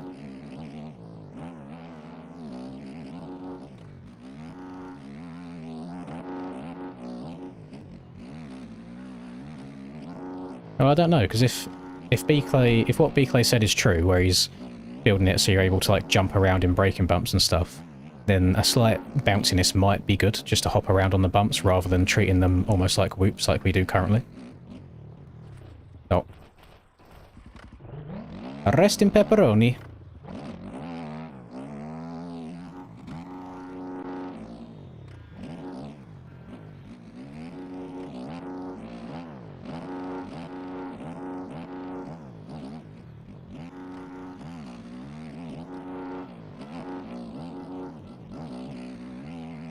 I need to lean forwards more in corners, that's for sure.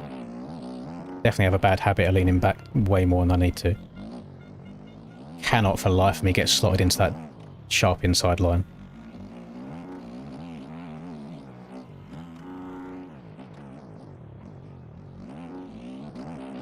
I also seem to be attracted to the roughest line in each corner, whereas I could just go around the outside of it. No, I can't do previews for the GPs, Murder. I'm doing the races this year rather than commentating them. So I can't get them beforehand to do the previews.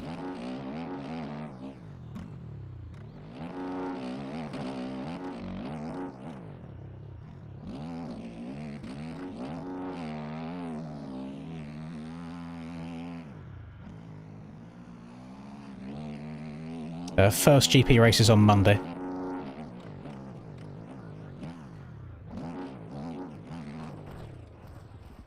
I'm hoping that this track is just sketchy. Because I haven't really got anything else to work with. I've got this 24 Champ one, but the tracks were nowhere near as rough as they are now. In 2024. So I just don't think it'll translate over.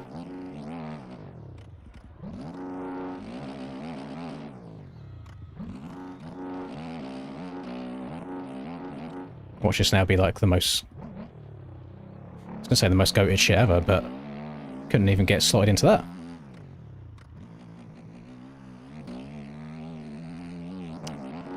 That is the life of Twitch streams on MX bikes, unfortunately, Soldier. You're limited to the bitrate that you can do. If you come over to the YouTube side of things, the quality will be better for you. But there's also some settings there. So when I set up the streams today, I usually stream in 1440p on YouTube anyway. But when I set up the Twitch one, I specifically said that I wanted it to be in 1080. Yet, when the stream started, it still defaulted to 1440 anyway. So I need to have a look into why that is happening. But just in general, MX Bikes is a really hard game to record in good quality. So when I'm sat still right now, everything's fine. But if you like look at the ground and you see all of the detail in the dirt, when you're riding really fast and all that's coming at the screen really quickly, the video basically struggles to keep up with that, so it goes blurry.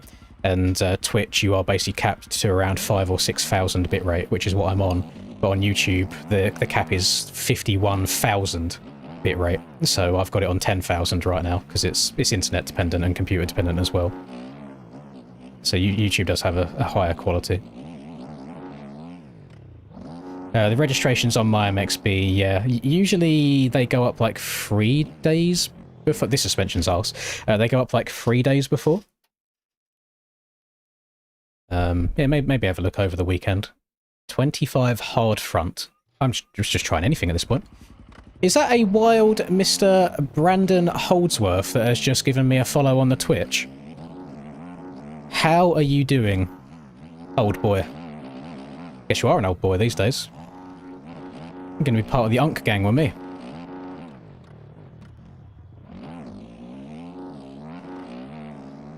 Brandon, I took part in a sim race last night for RF. I qualified 33rd. There may have only been 38 people in 450 Pro because it was a 250 shootout week. That's besides the point. I was then running in P3, battled the clear for a whole 2 corners, and then with a minute and a half left to go in my heat race, I dropped from 3rd all the way down to 16th. So, a hell of a night.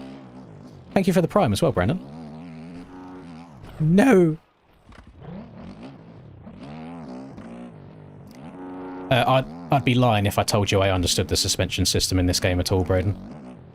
That's why I usually just steal other people's stuff and use it.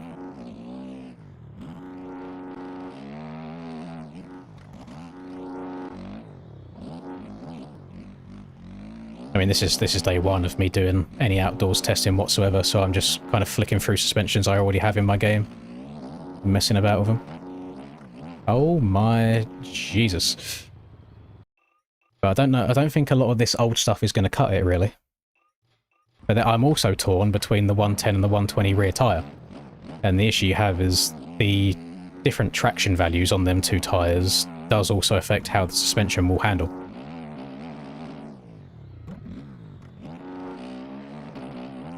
I know in Supercross you could have a suspension on a 110 rear tyre that absolutely munches whoops. But if you then use that exact same suspension and switch to a 120, the whoops might be terrible on it.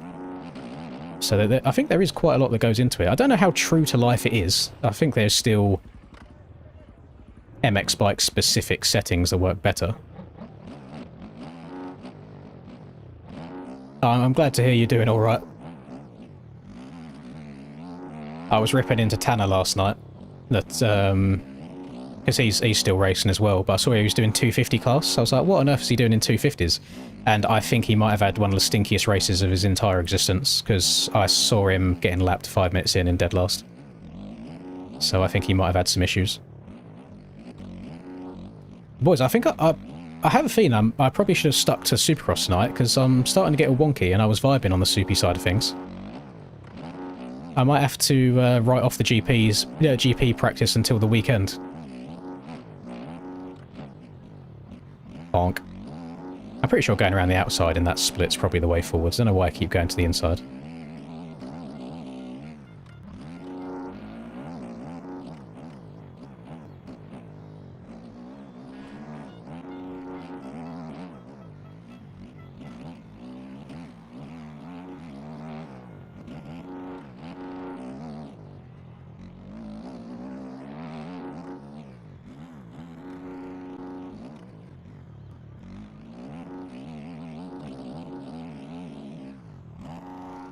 Yeah, that's Sexton's out for this weekend as well. What was Sexton's injury again?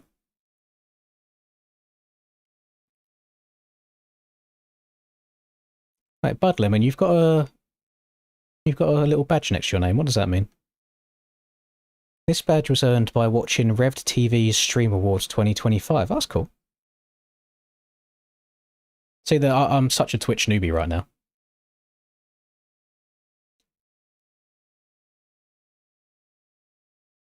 Nah, the pro races now are ridiculous. Like, I've tried 4 times, and the first time I made it in 40th, so I was the last position. The next 2 times after that, not even close. And then last night I managed to make it, but that's because there was nobody else doing it, because it was a 250 shootout round, so there was only 38 pro 450s. But the issue is almost all of them 38 people are really quick. Let's do a bit of sand. Why not? Actually, yeah, before I go back to any Supercross, let's do a bit of sand, get some flow going in, because I like my sand setup. No one knows what injury he has. How do you guys feel about that? Do you think that riders should be so cryptic with these things, or do you think they should be more open? Because to me, if you're... This is saying if he is actually injured, or if there's not something else going on behind the scenes, he might be another Jason Hansen, we don't know. If he is actually injured, and he's not riding, there is no harm in other riders knowing what his injury is, because they're not gaining a competitive advantage because he's not riding. There's nothing to gain from it. Like, if he's broken a wrist, for example, say, oh, I've got a broken wrist, so I can't ride for a few weeks. You're not going to lose anything because of that. I feel like there's a lot of shadiness around it, which always just makes me think that nobody's telling the truth.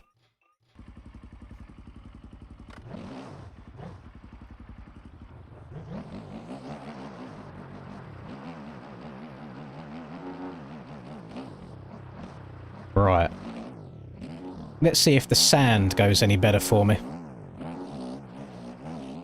Again, I need to make sure that I'm not counter-leaning too much, because it's just going to stand the bike up.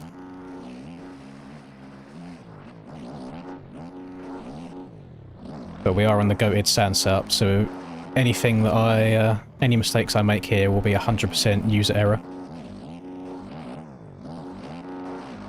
No, this setup has won me Southwick races.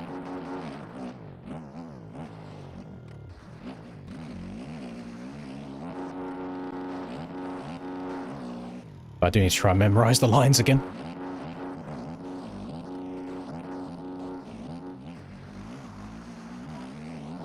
This is trippy, because in my memory, or like my muscle memory right now, I'm thinking of the year prior to this one's Oz. Not Oz. Where are we at? Netherlands. That's the one. I'm thinking of the... Oh my Jesus! It's Arnhem, this one, isn't it? Yeah, I'm thinking of the year prior to this is Arnhem. So it's weird how the track is just ever so slightly different to the year before. Very strange.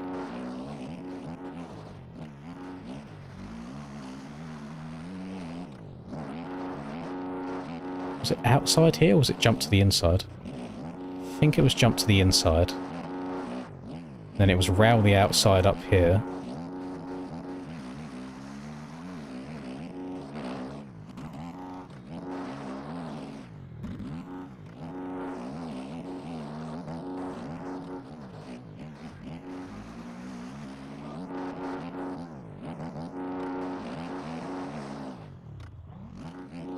This isn't anywhere near as, like, badly whooped out as I thought it would be. That is an evil placed tough block, holy. That grabs you.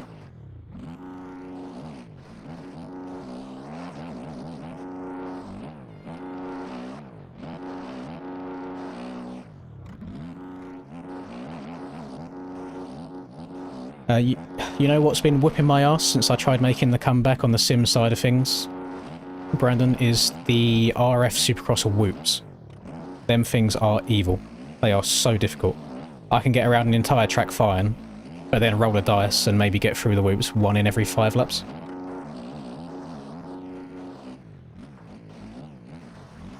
I think I'm meant to jump to the inside in that section there.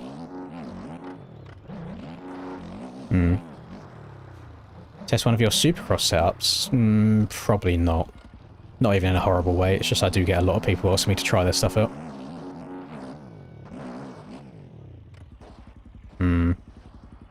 What's the tech here? Because I have a feeling people just jump in all the way over to that inside.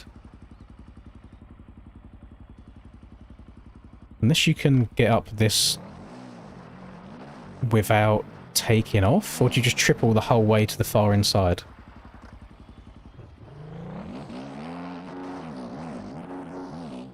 Alright, do you yeet that all the way to there on the left? Not sure.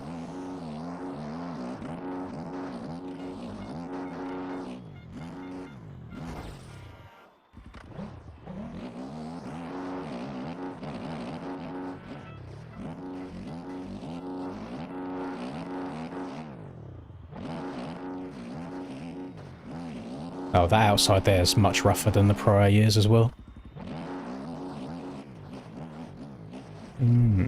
Outside there, okay. I'm telling you, I've got too much 2024 GP track muscle memory.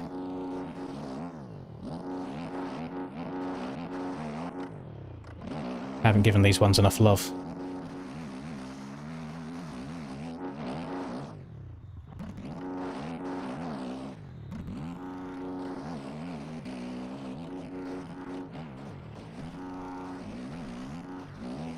I'm counter leaning again. I do not need to be counter leaning in rough corners. It will only go wrong. Somebody needs to like cut my right thumb off when I'm in these turns. Don't need it. Maybe I'll unbind my lean left and right for outdoors. Just forwards and back only like I'm playing sim.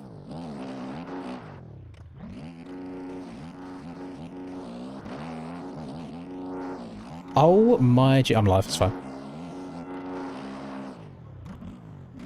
Definitely calculated. Definitely was not luck.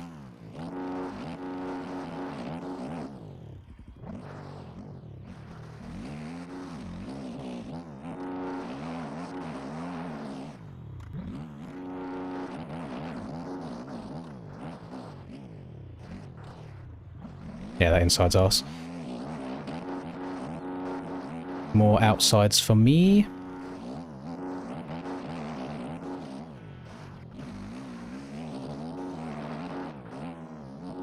Probably want to go inside in this corner as well.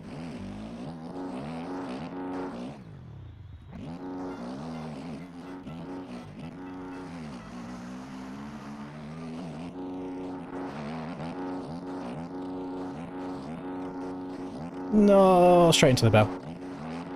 I knew that was coming. Didn't want to shut off though.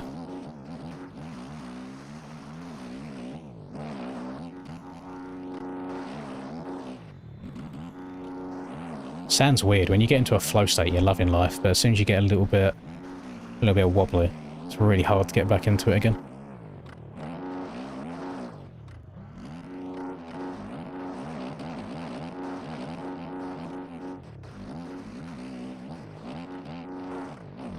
I'm still doing it. And every time I notice that I'm doing it, it's because something's gone wrong. But then again, it is thousands of hours of muscle memory that you're just trying to delete. Yeah, we'll go back to the Supercross for now, because otherwise I'm going to cuck myself for tomorrow. And I was actually feeling pretty good and comfy on the Supercross earlier.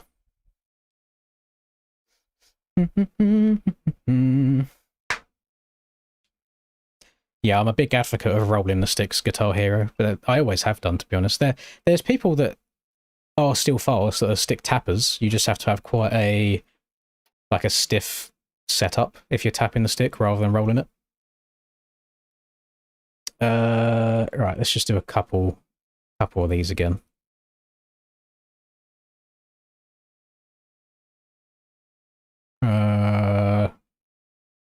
Yeah.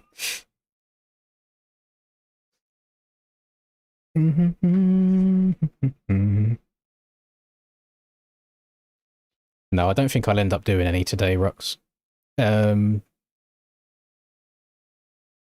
might do some over the weekend, though, because I definitely do need some more GP practice.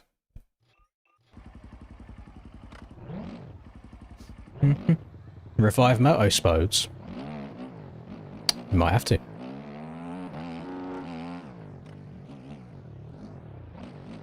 I don't think we'd ever convince Tanner to stop sim though. I don't think he'd become a bikes guy.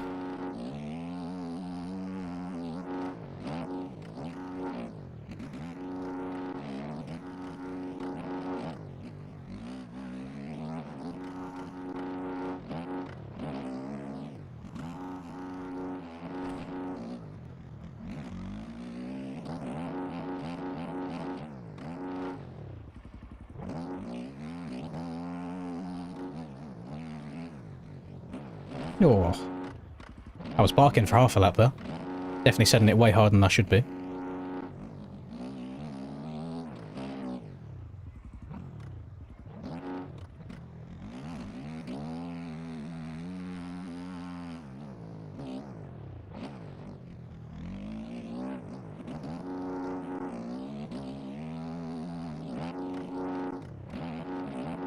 Oh, one insult at a time, please, Ruck. I can be a boring man or an old man. I don't need to be a boring old man at the same time. Not wearing my bulletproof vest yet.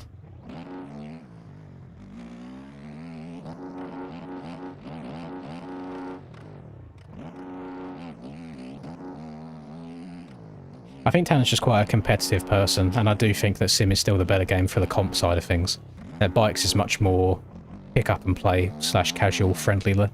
So it depends what you're in, like what you want out of your gaming experience.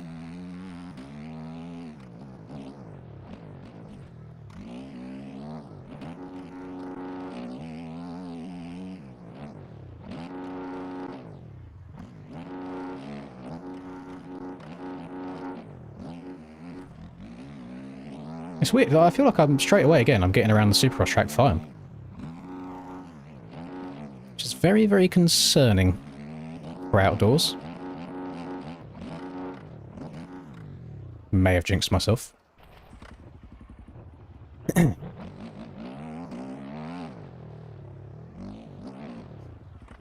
I remember watching people go for like world record high score attempts on Through the Fire and the Flames back in the day.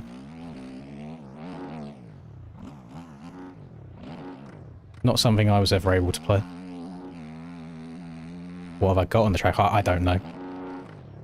I genuinely don't know. I could try hard for a lap time right now. I could run 200 laps going for a lap, and then I could wake up the next day, someone could ask me what lap did I run, and I wouldn't be able to tell you. I'm the worst when it comes to remembering laps around tracks.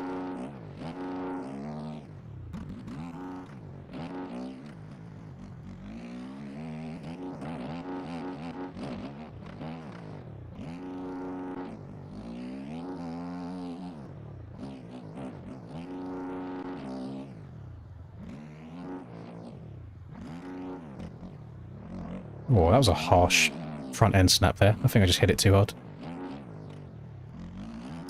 I'm pretty sure the best way for keeping up to date on what the best lap times are in servers these days is...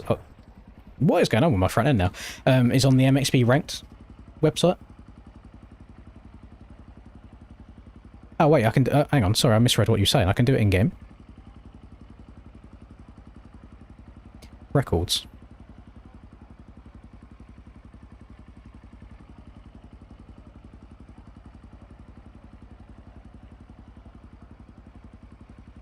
That's a pretty sick feature that I didn't know existed.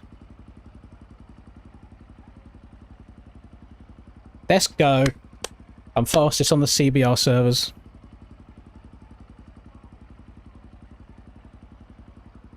Hello, flying vanilla chicken. And so it doesn't keep it to like one person. It's got Cam 3 times because he's got the 3 fastest laps that have been recorded.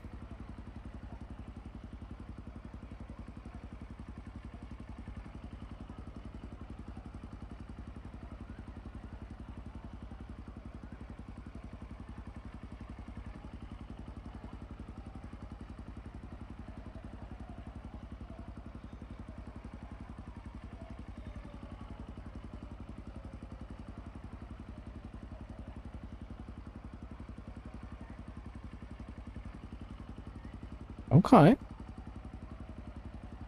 That's pretty good. You know what I don't like? And again, I might be able to change this, I don't know.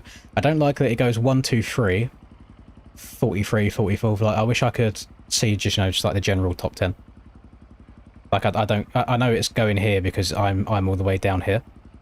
But I don't care about 50th place. I would rather see the top 10 and then wherever I am. Or maybe have like one above me, or two above me, and then the rest of the top 10.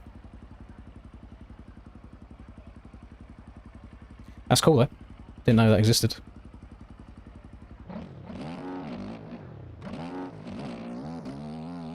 Reed, you was giving me a hard time for playing the game earlier. You're not allowed to play it. That's not how it works. I don't imagine I'll be on for too much longer anyway. Feel like the stream's been a success today, finally getting the Twitch side of things sorted out. Now my issue is I need to try and remember how I did it. Because I was changing like stream keys and stuff on YouTube as well.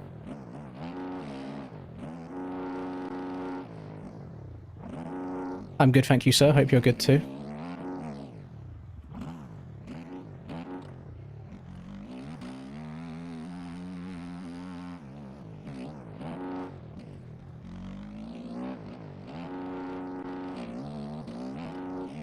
Well, you're not going to get over any quads by tagging the bales beforehand, are you?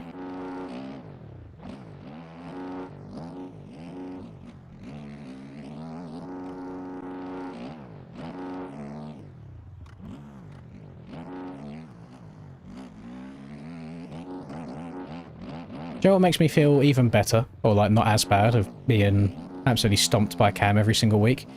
Is the majority of the time, so he'll run like the fastest qualifying time, but majority of the time, 5 hours later when NA qualifying happens, Cam will still have the fastest time after his 30 minutes on the track.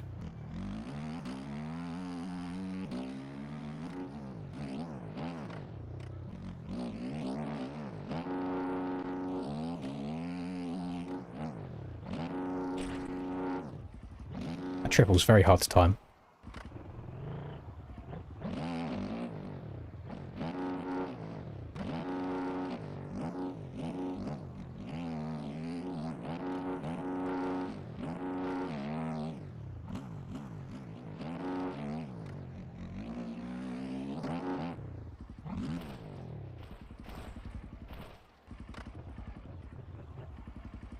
Right.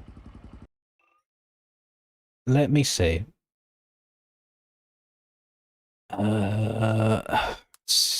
Would I might have some issues here, boys, with even putting a server up.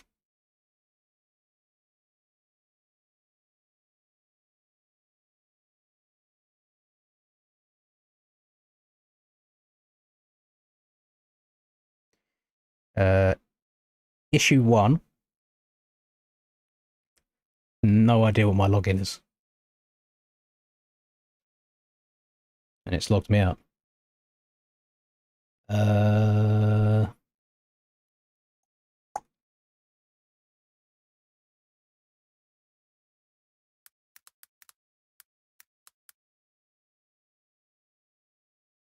Invalid email. Or invalid password, sorry.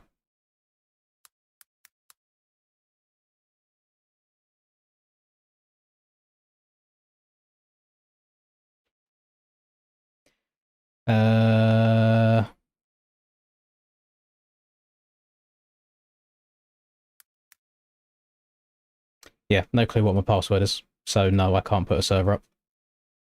And I'm not even capping either. I've just tried every iteration of what my passwords usually would be.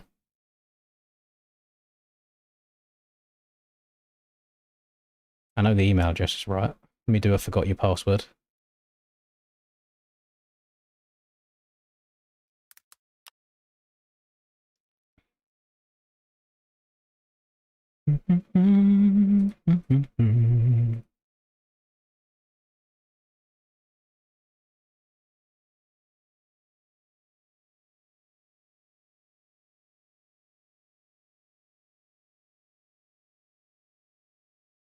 I'm not getting the email. to reset my password.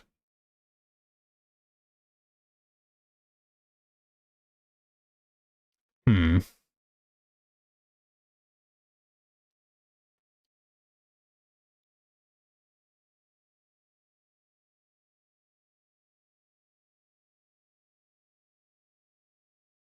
Yeah, don't know what to tell you.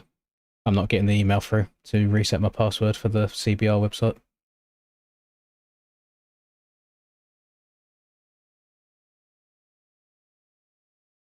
And I am looking in both spam and inbox, and it's in neither. Okay, so there you go. I tried. Wasn't meant to be.